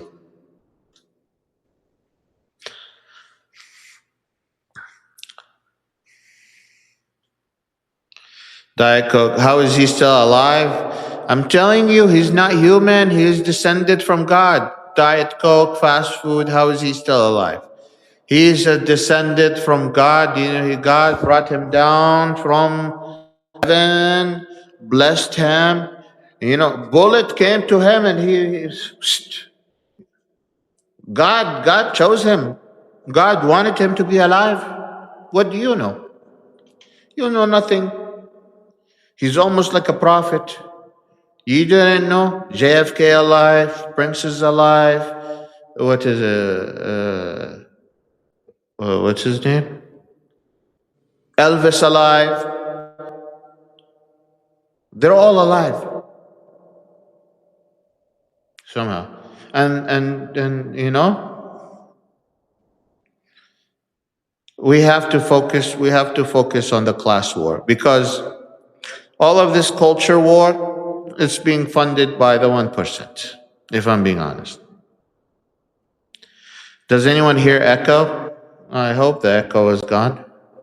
I wonder when they canceled today's official parade if they knew Patriot Front was going to be around.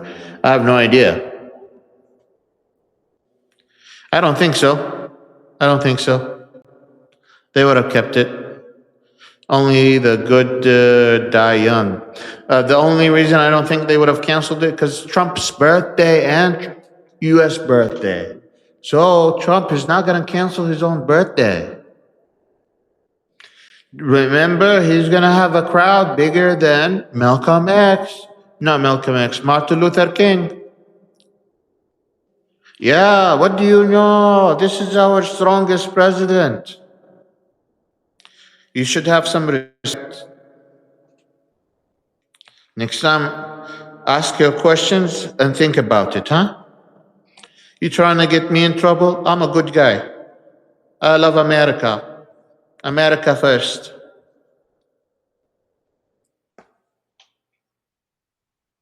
Wallahi, America first. Wallahi means like I swear to God.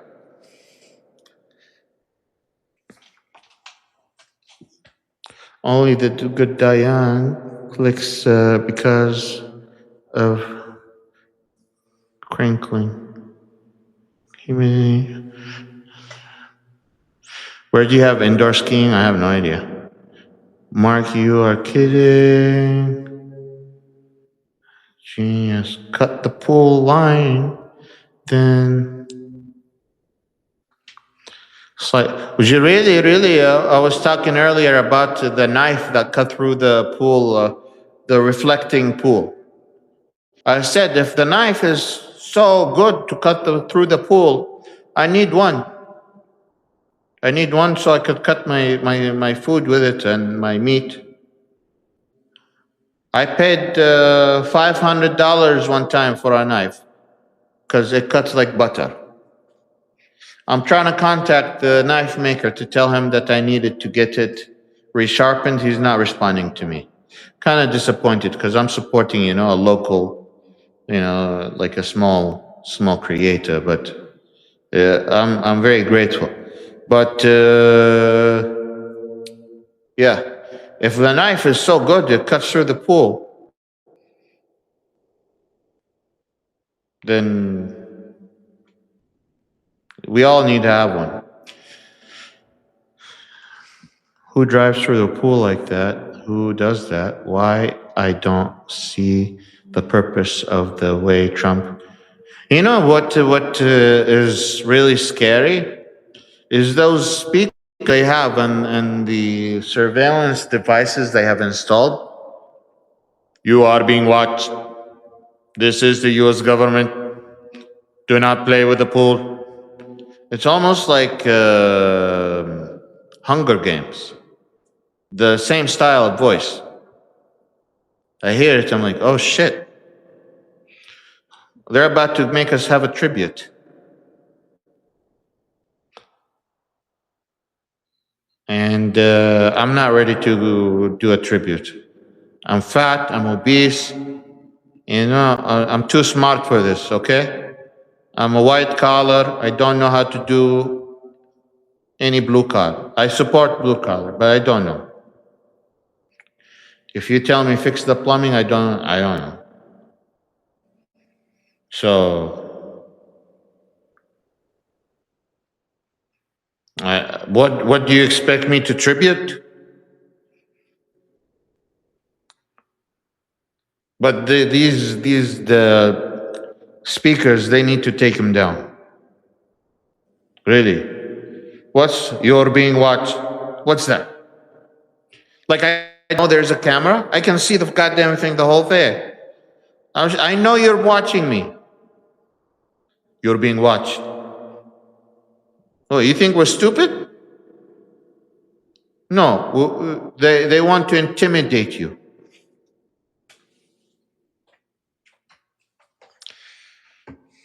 I have to plug in this into the charger so I can keep talking to you guys because otherwise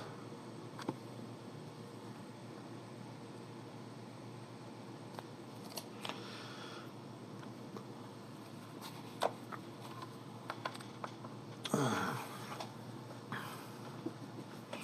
need to figure out how to fix this.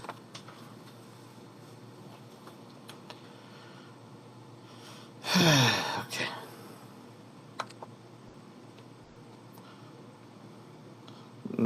Yeah, I did read that question. Oh my god. What was the black girl doing in the photo? I have no idea what was that.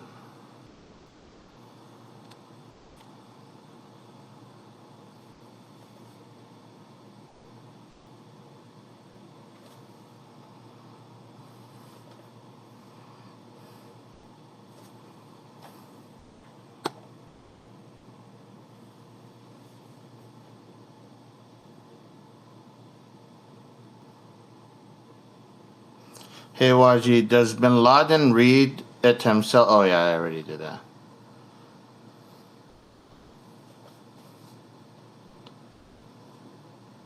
Besiege must be very important now, correct? The besiege is important at the moment, that's correct.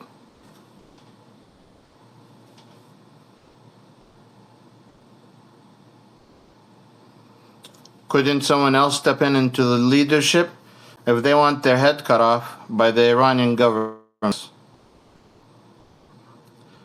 This is not the time to be brave in Iran.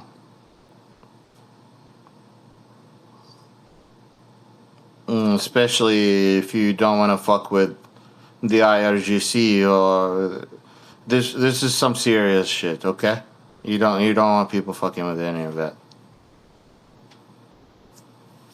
Where are these speakers? Are they in the room with you? Whose speakers? No speakers. Does anyone know where the questions Ray going today? I'm flocking out on. It's right here. There is a new setting. You can write your questions here, and the questions only pop up. I do the setting, and I don't read any of the comments. Right now, I don't see any of the comments. I'm only seeing questions. Do you have siblings? I'm the oldest of 5. Yeah, I'm the oldest of 5. Unless my parents made more babies, I don't know.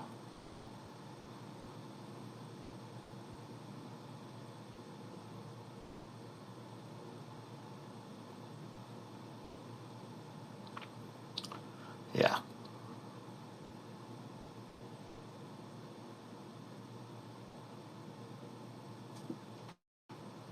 How does it know the difference between the question and the comment? I have no idea, but the question came out. Good protest today. The protest was good.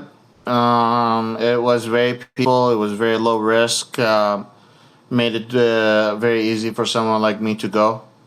And I was able to go, which is nice. I got to meet up with the Sunrise Movement here in Minnesota.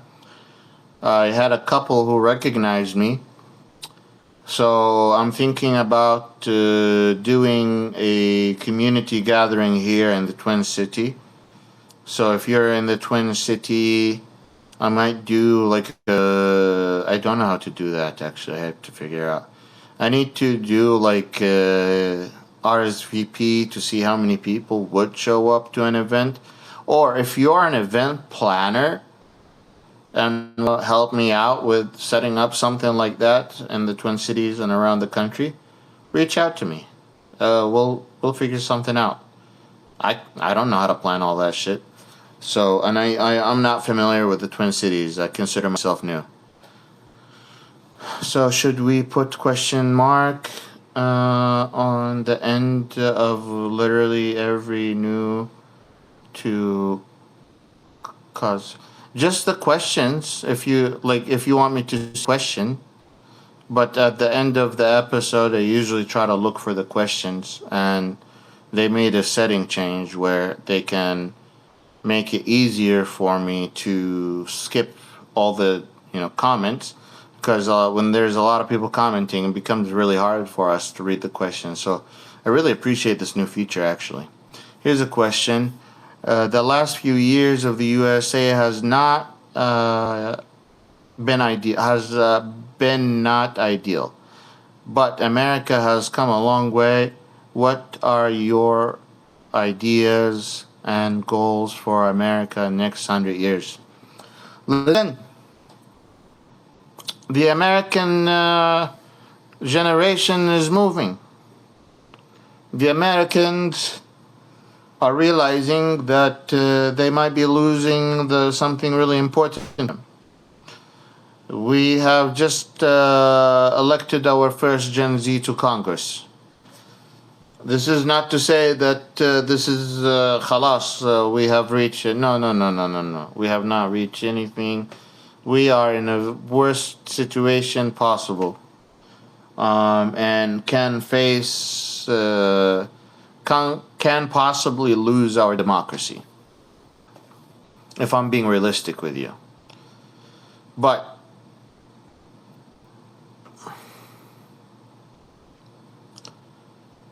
I expect the new generation to be more active than me and the generation before me and the generation before me. Because they weren't born into a world that is actually decaying right in front of their eyes. They're seeing global warming happening in real time. They're seeing their cities being burnt and their houses being burnt. They're seeing nature take its course and humans not being able to do anything about it. They're seeing the power and the rich on the right and the left keep promising shit that they never give us. And this is the type of wake-up call that Americans need to have. The unfortunate thing is once we elect some people in office, we think, oh, that's it. We have game over. NA. KO. Whatever you want to call it. There's no game over. This game is never over. You need to have a strategy for the next 5 years, for the next 10 years, for the next 20 years, for the next 30 years, for the next 50 years, to the next 100 years. There needs to be an agenda. And unfortunately, the 1% has an agenda. And it's to divide us, continue dividing us, and they continue to squeeze us. But what they don't realize, if they keep doing that, at some point everyone will realize that the game is rigged. No one is getting anything. Everyone is getting drops of water, barely surviving, and therefore, people will rise up. When people start having nothing to lose, once you have nothing else to lose, you have a car to lose, you have a home to lose, you have a job to lose. There's a lot you lose in America. Americans are dependent on a lot of shit. So, they think 100,000 times before they go to a protest. But people who have lost and have been affected, unfortunately, are the ones who are acting. People who are emotionally affected are acting. But that's not enough. Why did it have to take Donald Trump to run for election for the first term and win the second term for people to start moving? But that happened, didn't it? Biden got in office and every one of us sat home and said, khalas. Drinking tea. We never held our leaders accountable. We never demanded more. We never asked for what's happening. We let the Democratic elite take advantage of us, and the Republicans won because we didn't hold our leaders accountable. We have to hold them accountable.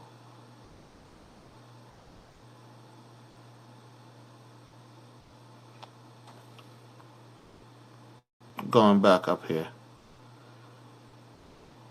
Sophie, how do you all know me so well?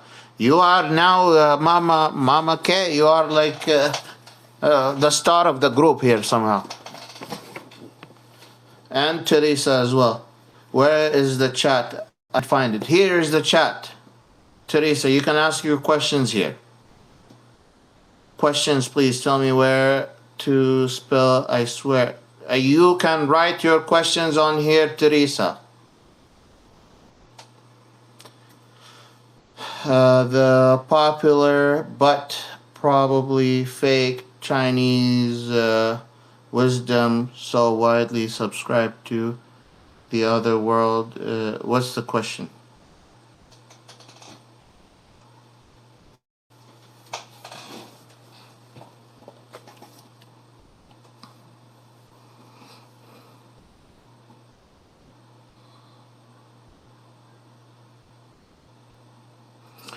You see, the world disaster is an opportunity, but you have to understand the cost of that disaster.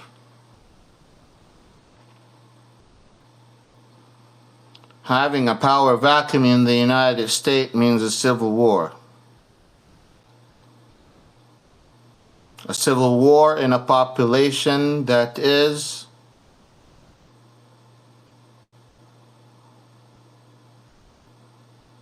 at this point has more weapons per capita than Yemen, a failed state.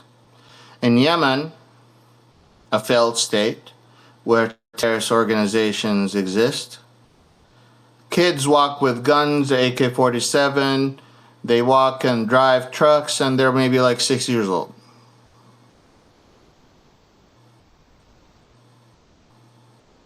In the United States, we have more weapons per capita than Yemen. In Yemen, you can buy a tank. You can buy a tank, and you can buy the things for the. You can even buy you can buy anti-surface missile. You can buy anti-ship missile. You can buy anti-air missiles. You can buy all of that shit in Yemen. It's all for sale. And yet, somehow, the United States sometimes is more per capita than Yemen, other times right before Yemen.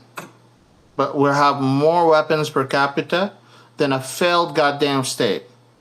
Can you imagine a civil war?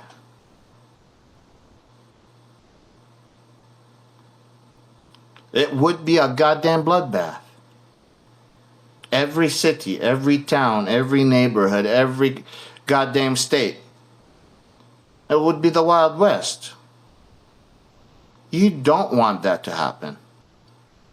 That's why you gotta act now. Ask someone that has seen this shit play out. I've seen it play out in Libya. I've seen it play out in Syria. I've seen it play out in Egypt. I've seen it play out in Yemen. I've seen it play out in where else? Bahrain. Motherfucker got shot right in the streets. If it wasn't from the government, if it was someone else.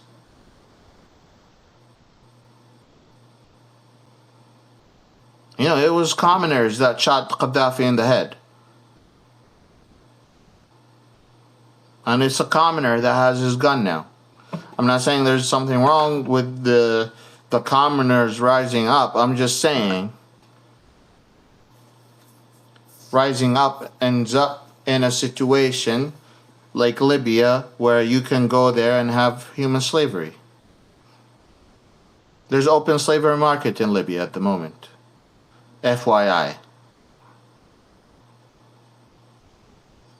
No one's saying shit about that. But when people get to the point where there's nothing to lose and the government collapses because there's a civil war, this is not your action movie that you want to be in. That's a nightmare.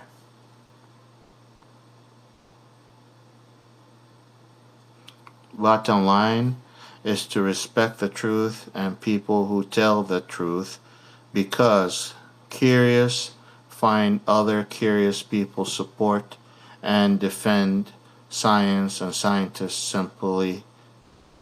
Really. Yes. And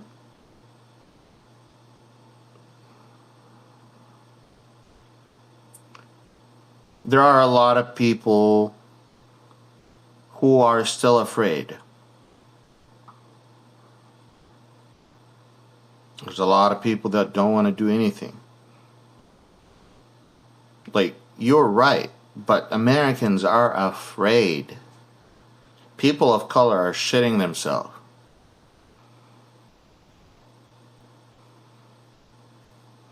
It's a bad time to be a person of color in the United States.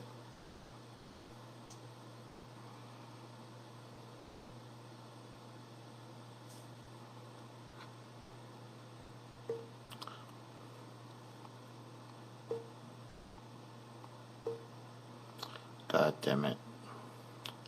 I wanted to type something in here.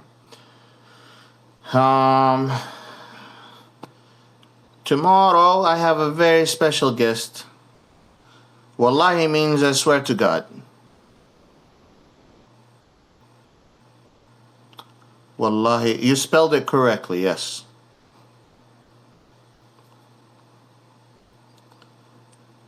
I want to see the media, youth consume, show government as the good guys representing.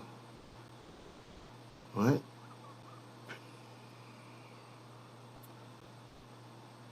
I can't read that for some reason.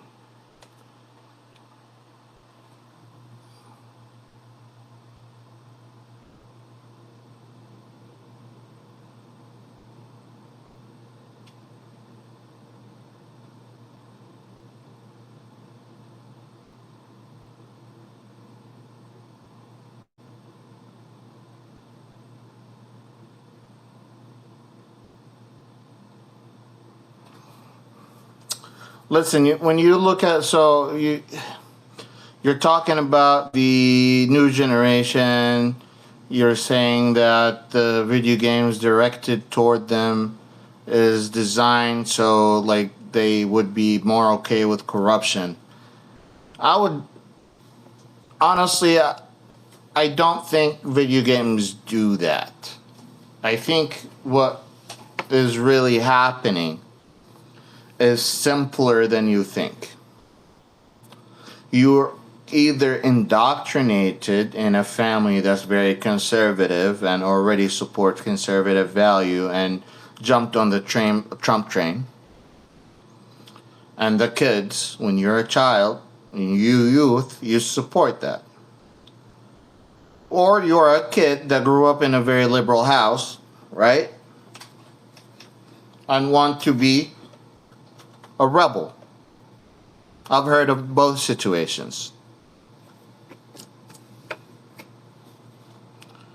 They are youth, and as long as they are privileged youth, a lot of times they're not going to give a fuck. They have everything they need, they have everything they want. They're already privileged, they don't know what's missing, they don't know what they will lose. The reality is, as soon as they get bitten and the world shows them what's up, they'll turn around and come to you. Isolating them now will only make them more extreme and will push them further to the right. That's just how isolating people work.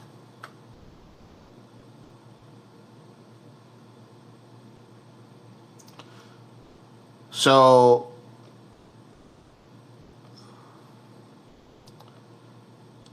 these kids that I'm seeing, actually, I'm seeing more kids active.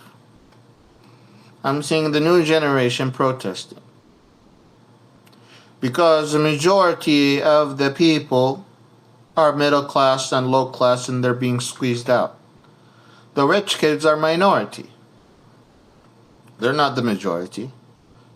Most kids, they're either through single family homes or through divorced houses or through some sort of drama, some addiction in the house, you have no idea.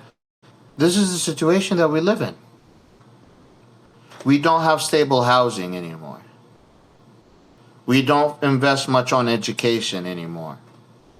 We're forcing religious ideologies into our education system. Here's your problems. Video games isn't your issue. Because education and having kids work together and kids from different backgrounds forced to learn from each other, that's what breaks barriers. That's what brings us closer. So I think on some ways, yes, we have extremism. Many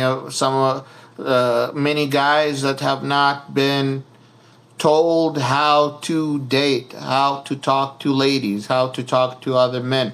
There's other guys that have not been told how to share their feelings, and they watch Andrew Tate that's telling them, oh, you being an alpha male is going to solve the problem. And you can be an alpha male and be a good guy. Like, being an alpha male doesn't mean being a dick. Like, in my own opinion, if you want to call it an alpha male, whatever. Being an alpha male is showing up for the poor. Being an alpha male is showing up at a protest. Being an alpha male is helping up the sick. Being an alpha male is stopping in the middle of the road to help an old lady cross the street. Being an alpha male is not beating up the innocent. That's just called a dick. An asshole.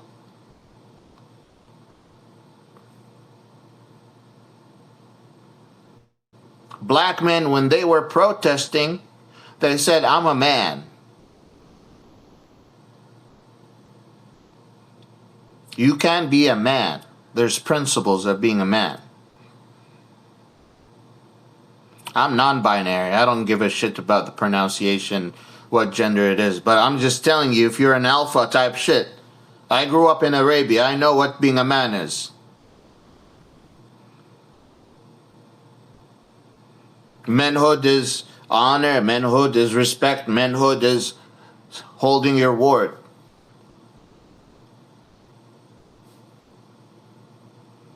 I don't see that. I see a whole bunch of drunken bros that are just trying to do some tailgating here and there and just being racist against others. Not focused on that there is an actual class war. These kids need people to guide them. They need people. I don't know if you know, but India did a stupid mistake, and they at one point hunted a lot of their older elephants. So they ended up with baby elephants. As these baby elephant was growing and grew bigger and bigger, they started acting out. What do you mean, Wajeeh, they started acting out? I mean, they started invading farms, destroying properties, killing innocent lives, doing some fucked up things that any child would do that hasn't been raised well. They ended up bringing African elephants that are older and considered adults and have had kids. And those elephants taught those younger elephants how to behave. This is not my story. This is India's story. They need guidance. They don't need to be isolated. Wajeeh, please say, I swear to God. Wallahi. Wallahi. Wallahi. Wallahi. We need a tank shield. Well,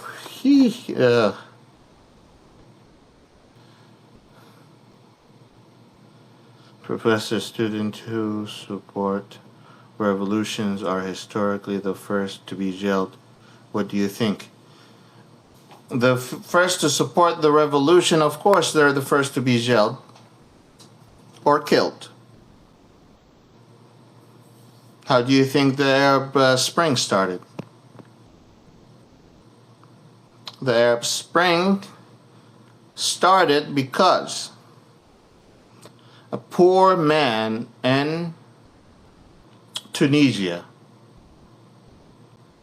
that has been barely figuring out his wages, barely paying off his debt, barely keeping his family afloat, having sick family members not being able to care for, and having this one thing, one hustle, one business, where he has a vegetable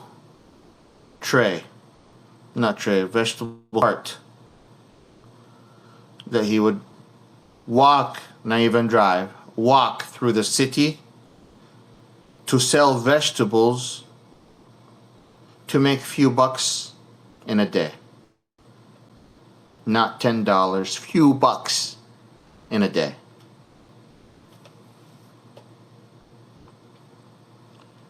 This government individual or whoever it was decided to confiscate that from him.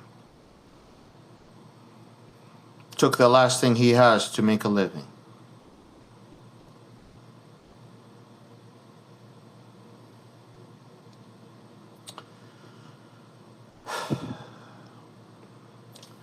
That person took gasoline and lit himself on fire.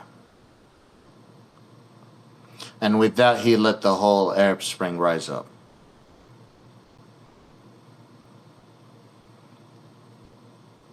In Syria, it was only 3 or 4 kids in Dar'a that was inspired. These kids were about 10 years old or so.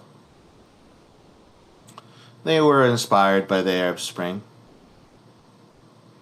They took spray paint and they said in horrible, stupid Arabic graffiti, downfall of the government or the Arab Spring or some child thing.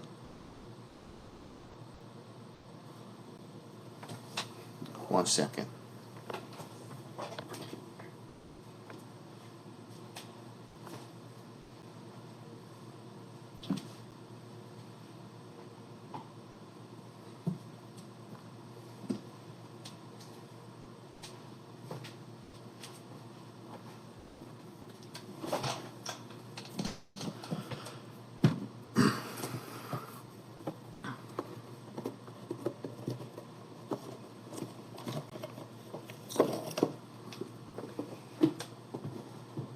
This is my own igal. This igal is what we call man's honor and the man's crown.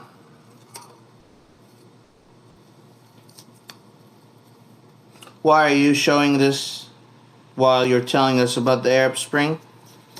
I'm about to explain something to you.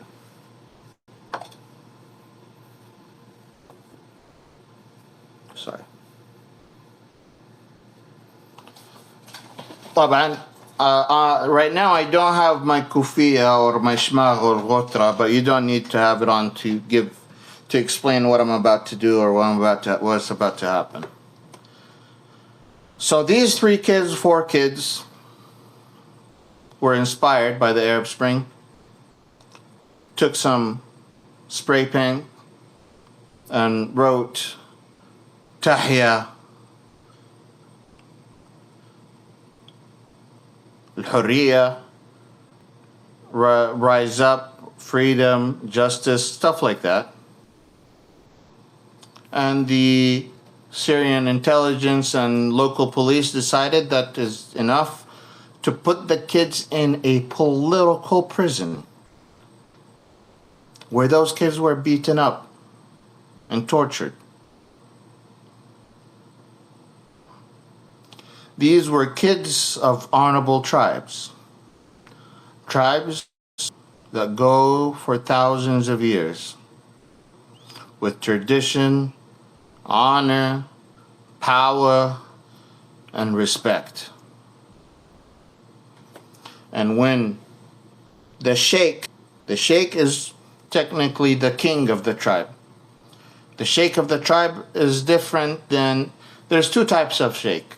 We use sheikh to call the leader of a tribe, or say sheikh for an imam. It could be two, so you have to be very careful in Arabic. This time we're describing the leader of a tribe. That is sheikh. Plural of sheikh is shuyukh. So the shuyukh of these kids showed up. Biggest of the biggest. They had their bisht, which is also the Arabic cape that you see all of the Arab leaders from Arabia wearing. That is also a very honorable thing to wear on only the head of tribes and states, or if it's your wedding, you wear that. So they came in with their bisht, they came in with their agal, and when a man removes this and drops it on your desk, it's essentially him getting on the floor and begging.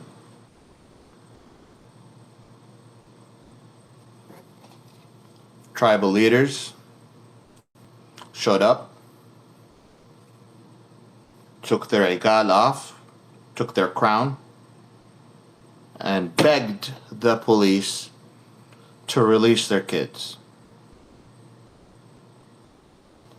The police told them, forget that you've ever had them, go make more.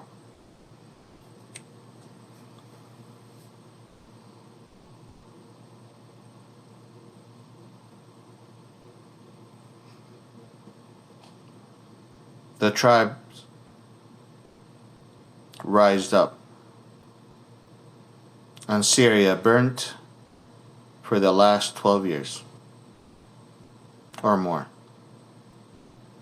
since 2011.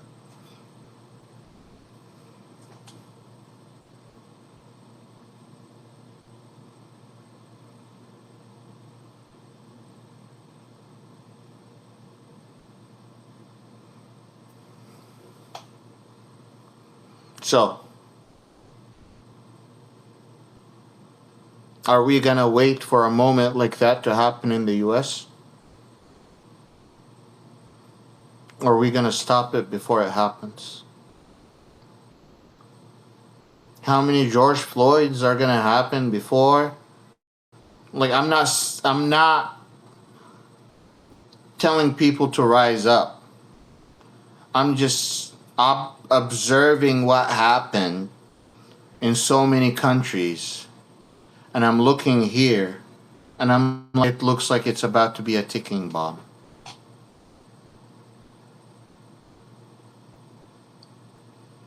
It's about to be a ticking bomb. How many George Floyd? How many Breonna Taylor? There's billions of names. How many more immigrants until the camel back gets broken?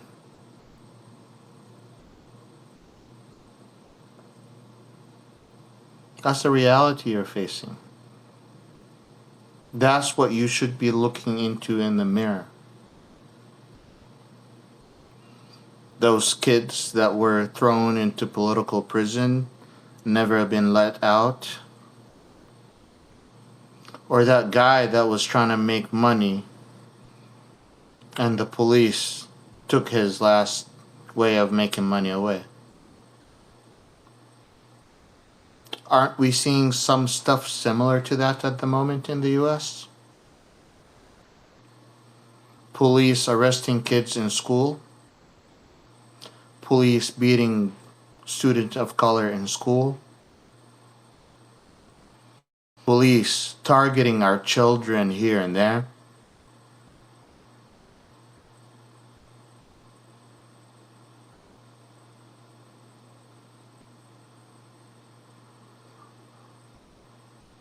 You don't think at some point people will say enough is enough?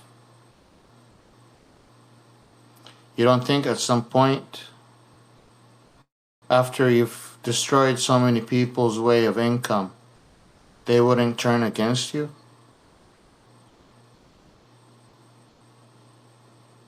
You're only as good as how you take care of your own people. Your country's only as good as how good you take care of it. It's a direct reflection of the state of the country. In fact, the reflecting pool is everything you need to know about the United States at the moment.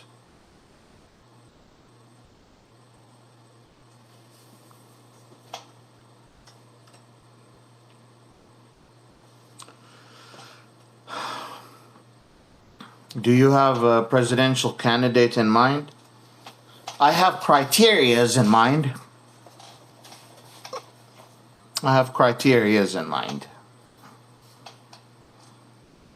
Having a candidate in mind is like determining the winner before finding all the requirements that you need to find. Here's my requirements. A populist. A democratic populist who is a blue collar, connected to the people, with economic experience and focus on fixing the U.S. economy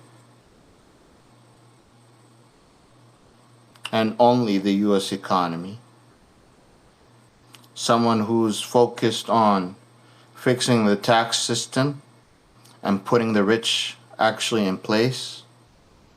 Someone that will break down all of these oligopolies and extending the free market for everyone in the United States.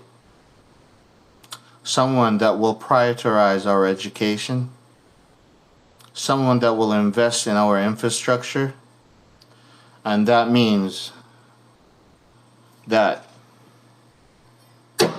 these qualifications shouldn't be focused on culture war and should be focused on a class war.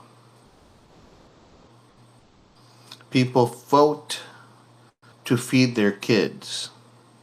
People vote to put food on the table. People vote so they can take care of bills. People vote so they can have health care. People vote so they can have good infrastructure.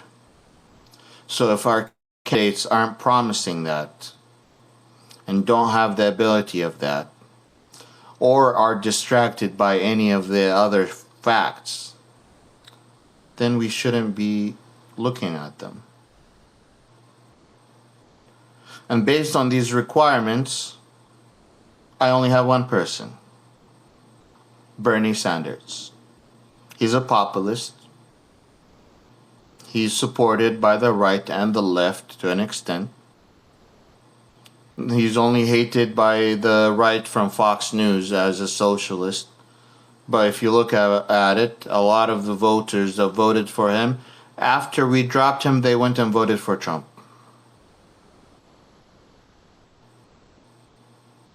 Do you call those liberals? I call those independents.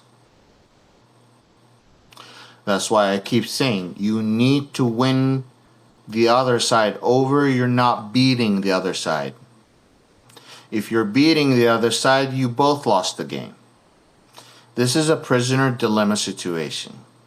This country moves forward only if we both collaborate together.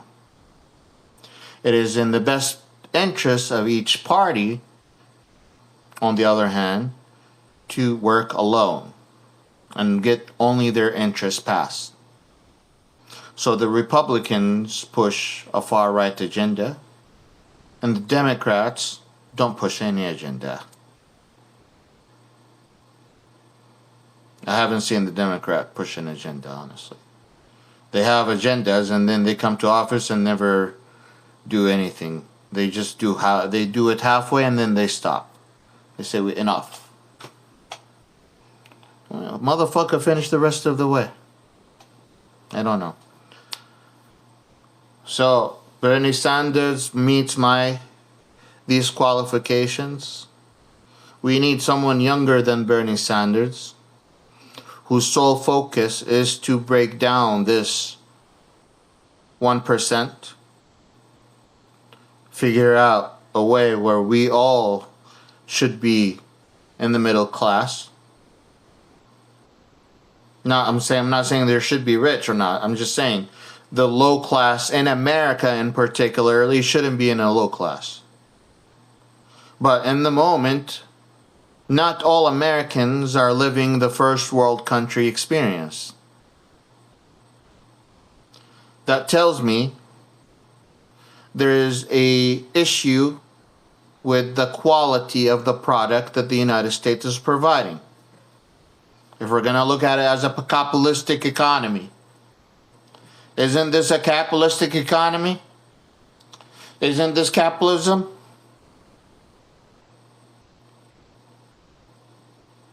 Where's the quality of the product?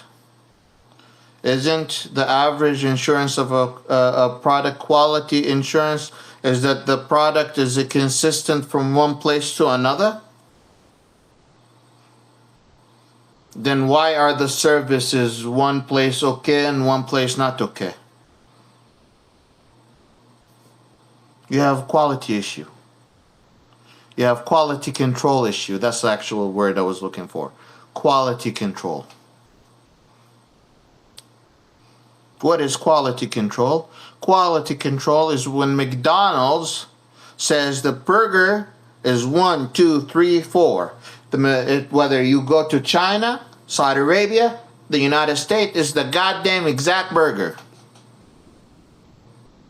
That's quality control. United States of America, the strongest country in the world, the largest economy that ever existed. And you cannot have quality control in your governmental services? That's the basic thing that you need to do. You are the government. You are designed to serve. I don't know, people come out and be, thank you, government, for doing your job. Motherfucker, that's their job. That's their goddamn job. They were elected to do this job.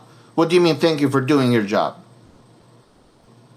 What are you thanking them for? For taking $100,000 plus to be a representative or a senator in the Capitol? What thank you? What are you thanking them for?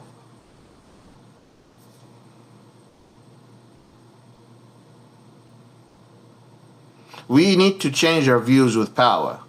They should be thanking us for showing up. They should be thanking us for electing them. They should be thanking us for paying taxes. They should be thanking us for showing up. Well, how is it the other way around?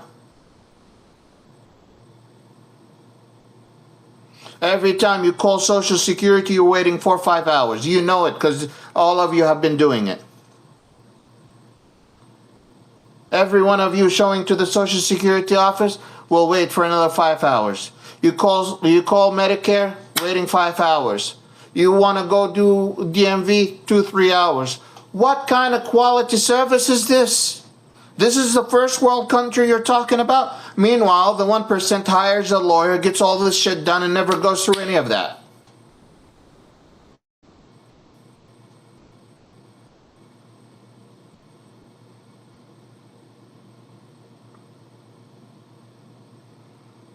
Quality control.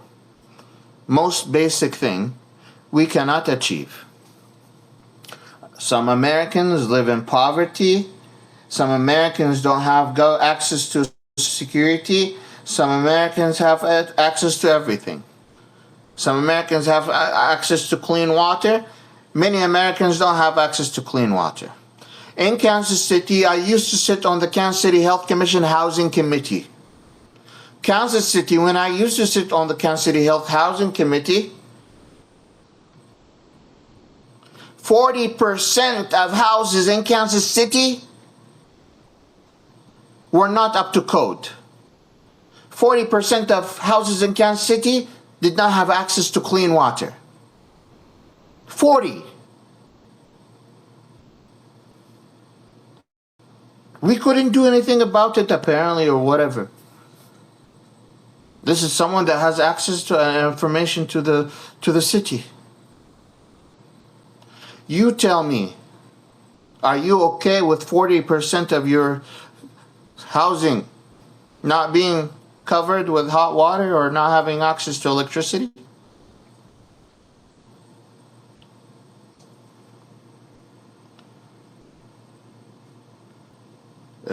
Well, how much how much protest is mob looking for someone to blame?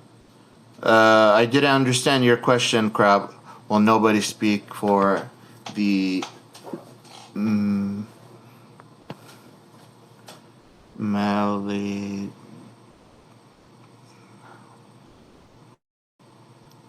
malignant body part? I don't understand your questions, Crab. Sheikh would be like an absolute monarch within his tribe. Yes, yes. The sheikh and a tribe is the final voice. That's it. If the sheikh said something, that's it. He's the king in the tribe, yes. What? What's already there, aren't we? Lower income? Low class? What? Yes. He's wrong. Could you please teach us some curse words in Arabic? Some of our favorite curse words, especially if you have, we say this to the people we love most.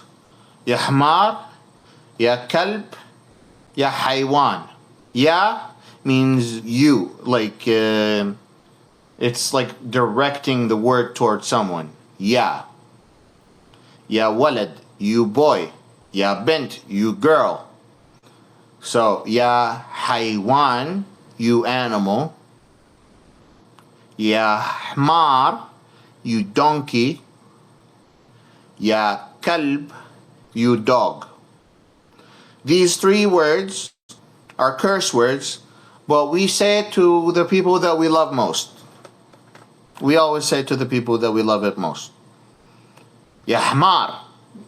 That's how you know your boyfriend loves you. Immediately. You know you're included in the family.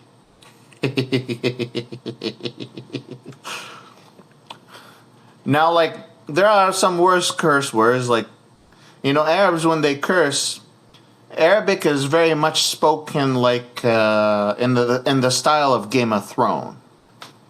We're starting to have our own, like, slang words here and there.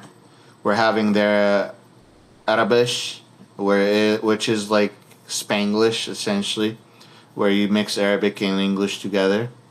So we have that. But Arabic, when they cursed, were very descriptive. Excuse my language, and I'm going to keep it at that, then move on. You say fuck you in America, right? But in Arabic, when we say fuck you, we say kus ummak. Fuck your mercy.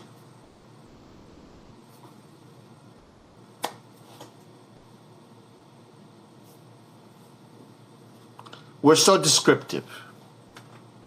In fact, Arabic is so nosy.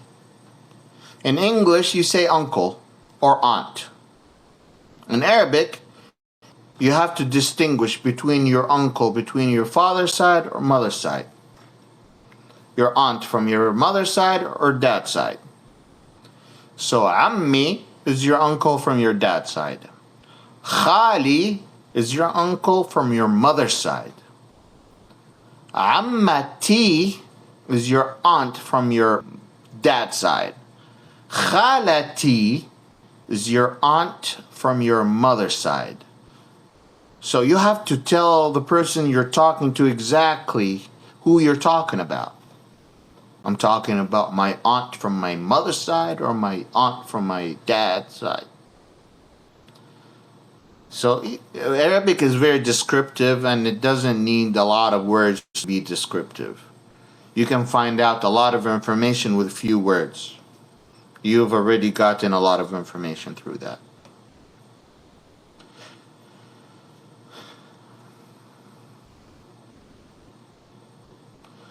Yes, wasn't AI supposed to improve public service? If AI is a public tool for the public and owned by the public, it would be considered as a good service for the public. But as long as AI is owned by private company that has their own private interest to make money out of us and make us products for them to sell for other companies, then no, it will never be used for the good of public service. As long as we have Peloton, not Peloton, what is it called? Palantir. As long as we have companies that do shit like that, no, you and I are the product. They're not here to serve.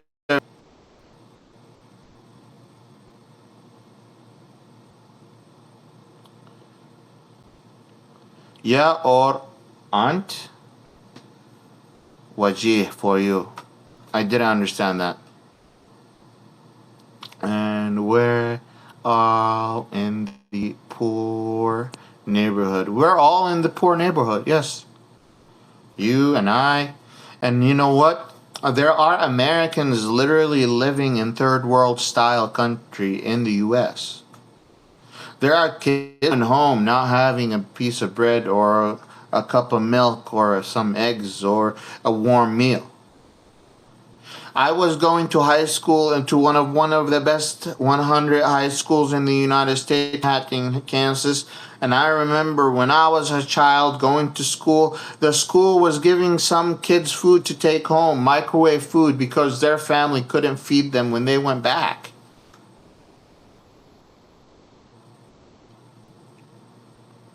Now these kids don't have access to these food either.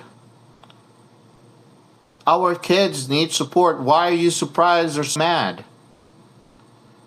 Why? We didn't give them their basic rights. We didn't give them the basic things they need. This country didn't respect them and expect everything out of them. Why do you expect the youth to respect the old? You know, Prophet Muhammad said, the young must respect the old. And then he continued, he said, and the old must take care of the young. He didn't stop us saying the young must take care of the old, must respect the old. He continued. I don't agree with everything Prophet Muhammad, I don't agree with everything in Islam. I'm not a Muslim, but there is wisdom there.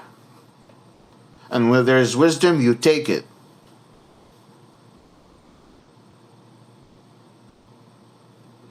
How? One time, there's a story where a guy to the prophet and he's complaining about his son. Before this, the prophet was asked, who's the best for me to be companion of, prophet? He said, your mother. He said, then who? He said, your mother. He said, then who? He said, your mother. Then he said, who? He said, then your father.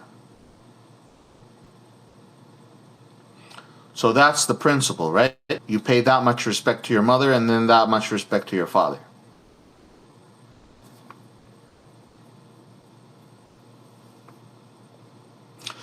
Now, this father came to the prophet and he's complaining about his son misbehaving. He asked him, did you give him a good name? Turns out he gave him a bad name. Did you do this and that? Did you take care of him this way? Did you take care of him that way? Never. Did you show him words of love? Did you show him words of kindness? Did you tell him I love you every day? Basically, those are the meanings of his questions. Answer was no. He said, in what way do you want his respect? you didn't do your job towards him. Your basic job wasn't there. And the principle is, if وَلَا تَقُلْ لَهُمَا أُفٍّ وَلَا تَنْهَرْهُمَا. The Islamic Quran, which is more important than the words of the Prophet, because Muslims believe that the word of God, you're not allowed to say to your parents, or, oh, God damn it. You're not, even in Islam, that's considered a sin. So imagine the Prophet has that as a law, and this person is coming complaining to the Prophet, and the Prophet told him, you didn't even do your job for that law to apply to you. The government hasn't taken care of its generation. The kids are out there and they are misbehaving. What do you expect? You don't have good neighborhood clubs for them. Everything is with money. Everything is with guidelines and don't do this and don't do that and give them a place to, in Saudi Arabia, we didn't have, as the youth, never had entertainment until MBS came in power. And this is not to praise MBS for anything. This is just to speak the truth. So the youth, we had the highest death by car accidents in the world. The youth was bored as hell.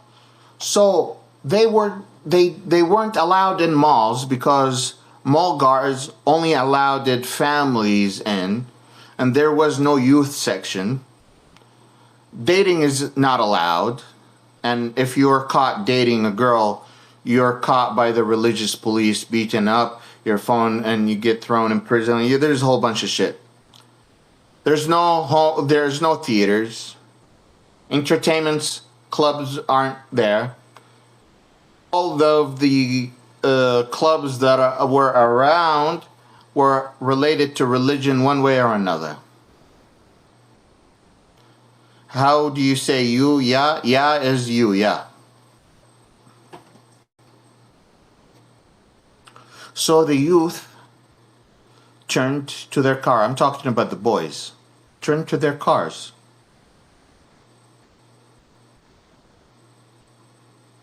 They started buying cars. They started stealing cars. They started fixing them and started drifting in the street, going crazy. They're looking for adrenaline. They're looking for shit to do. They're not allowed to leave the country. They're not allowed to do this. They're not allowed to do that. They were killing people right and left because they were drifting. Every time we were leaving the house to go to the mall or something, worried about their life. Every time you left from one city to another, you're worried for your life because you don't know if there's a youth guy driving, wanting to drift in the middle of the road while their car's driving. If you don't believe me, go right on YouTube. Once you're done with go right drifting in Saudi Arabia, or right reckless driving in Saudi Arabia. See what comes up. Thousands and tens of thousands of people died in car accidents in Saudi Arabia because of that. Well, now we have entertainment. Youth has place to go. We don't have the drifting issue anymore. Take care of your youth.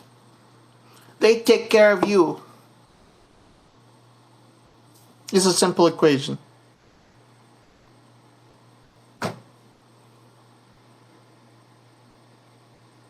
AI, how do you say you? Yeah? Yes. Brother Surfi, it's another authoritarian AI. Why, Brother Surfi?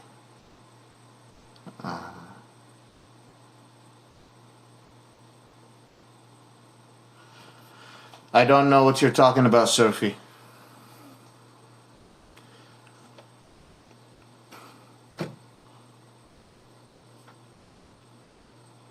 I don't don't see any more questions. My iPad died. My phone is connected to the charger. The speaker is no longer connected. The mic is no longer connected to the phone. We've been here for hours, but since it's a holiday, I'm willing to keep going. If you're enjoying this content, and we have reached 410 people, thank you so much for tuning in. That means a lot to me. It means a lot that all of you are listening. And since there's 410 of you, I need you to do me a favor. Tomorrow I have an honorable guest, Deborah Amos. She is an award-winning journalist, an NPR international correspondent, former professor at Columbia University, and a current professor at Princeton University teaching journalism. She specializes in human rights violations and U.S. Middle Eastern relations. We'll be discussing the U.S. war on Iran. We'll be discussing the Gulf states. And we'll be discussing, actually, we'll be doing some education at the end for you guys. We'll have some training to teach you. Deborah Amos will be teaching you guys some tips on how you can be your own news investigator. How can you fact check? How can you look for the truth? Where do you look for news sources? How do you cross-reference information? Shit like that that is useful for every citizens. How to navigate between the headlines. How to navigate between news channels. Why you should look between all of the sources and so on and so forth. I know that you guys are, eager to learn, and we'll also be talking about Jamal Khashoggi execution. She is a friend of Jamal, and she knew Jamal personally. So, I'm not bringing you lightweight. I'm bringing you some of the best heavyweight speakers. I'm bringing you some speakers that even when I told Malcolm Nance I have a Deborah Amos coming, he was like, "Oh, you got Deborah coming? Okay." So even Malcolm Nance is impressed that I'm going to have her on. This is something for you guys to know that this is not your regular person. This is someone that you want to attend. This is someone you want to listen. And I chose a good time. I think I chose the afternoon, 11 a.m. Eastern Time, 12 p.m. Central Time. I think is a perfect timing for people. I didn't want to do it any later than that. Maybe too late for people because it is Sunday.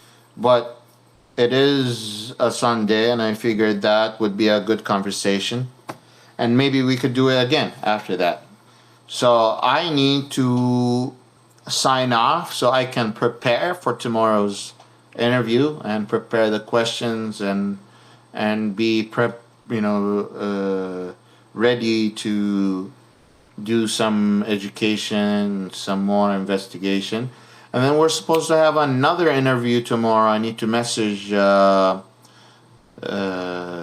Malcolm to see if he still wants to do the Section 219, because he finally said that he's ready to do the interview, and he recommended that we do it on Speak of the Devil. He literally just texted me. I told you so. CENTERCOM considers relocating U.S. bases from Gulf State to... I told you so too.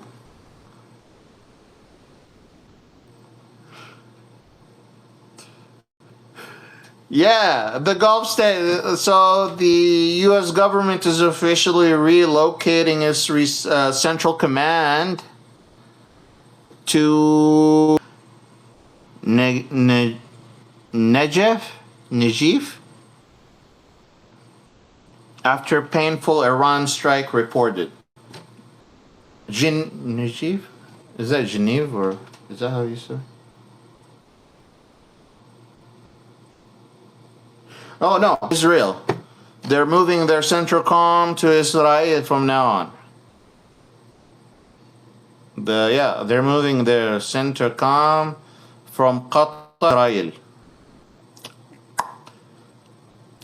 Didn't I tell you Section 219? I need to tell him. So we should talk about Section 219 tomorrow.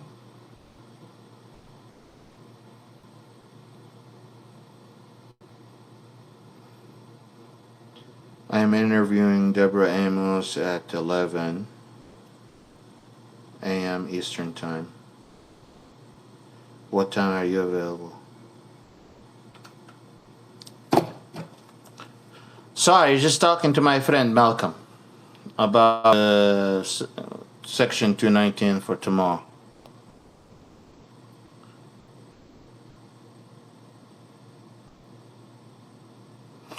When he responds, he responds. Yeah, so as I was saying, I am gonna need to sign off here sometime soon. If there is no other questions, I'll switch to the comments. Deborah 11 Eastern. Yes, 11 Eastern. And if you go to my profile, I have posted it on there. If you go to my chat, I posted it on there. If you click interested on that video thing that has a stream, it takes you directly to the calendar, and you can add the event to your calendar on your phone if that's something that you're interested in. So yeah.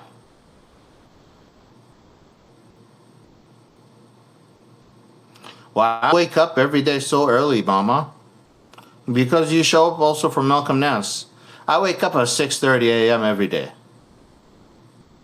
Whether I sleep at 1, I sleep at 2, I sleep at 10, I sleep at 9, 9:30, 6:30 a.m. it is, because I don't give myself a choice whether I do this show or not.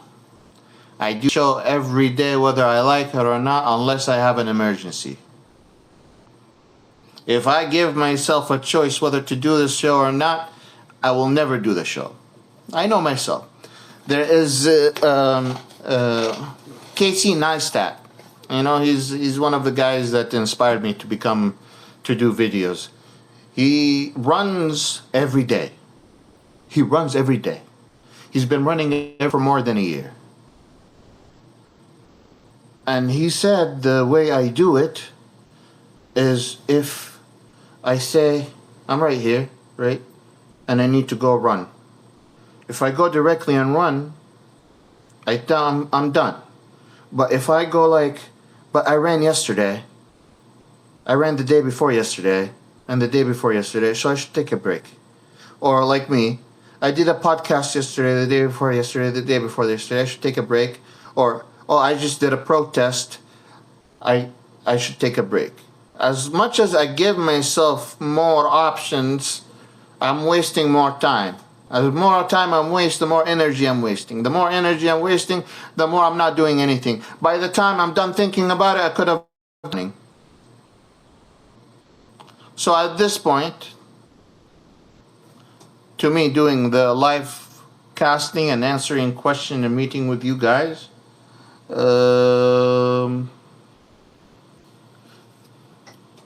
yes. I'm asking what time you want to do the special show. Yesterday you said you wanted to do it on Sunday, so I'm just checking in.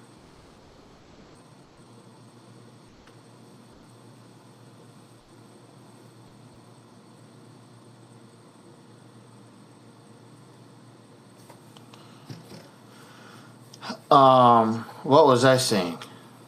Sorry. Oh, yeah, doing it every day. So that's why I do it every day. And I show up for you guys every day. Also, the other thing is that you guys show up for me every day. I do this podcast every day, and people come to me and they're like, thank you for teaching me. I want your teaching style. I want to keep going. I want to learn more from you. And that's why I keep showing up. There's people that want to learn. There's people that want to make a difference. and they are seeing that my information I'm giving them is making a difference in their life. And as long as that is a thing, as long as you guys see, as long as you see more education, more knowledge coming from me, and you're learning, I'm gonna keep. Let's stick to the program. Okay.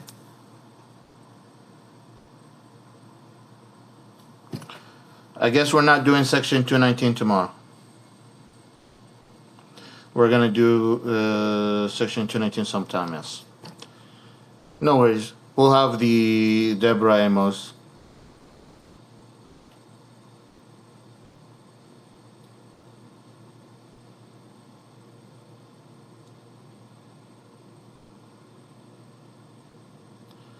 Yeah, that's do what I want when I want is also a nice thing.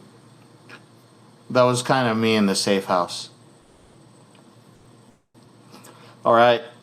Thank you everyone for coming in. Thank you for tuning in. If you're watching this, please subscribe if you haven't subscribed yet. If you like my type of education, if you like my type of knowledge, if you like my type of investigative work, if you like the type of people I bring for interviews, please consider becoming a paid subscriber. It's one of the cheapest on the platform. $5. It's the cheapest on the platform. $5 a month or $30 a year. VIPs are also available for $1,000 a year. So if you think that you couldn't afford mine either, even if at these prices, message me. Tell me that you want a membership on the house. You got one, no problem, no questions asked. As always, remember, you may not fuck with politics, but politics will always fuck with you. I'll see you tomorrow. Salama, bye bye. وبالإنجليزي goodbye.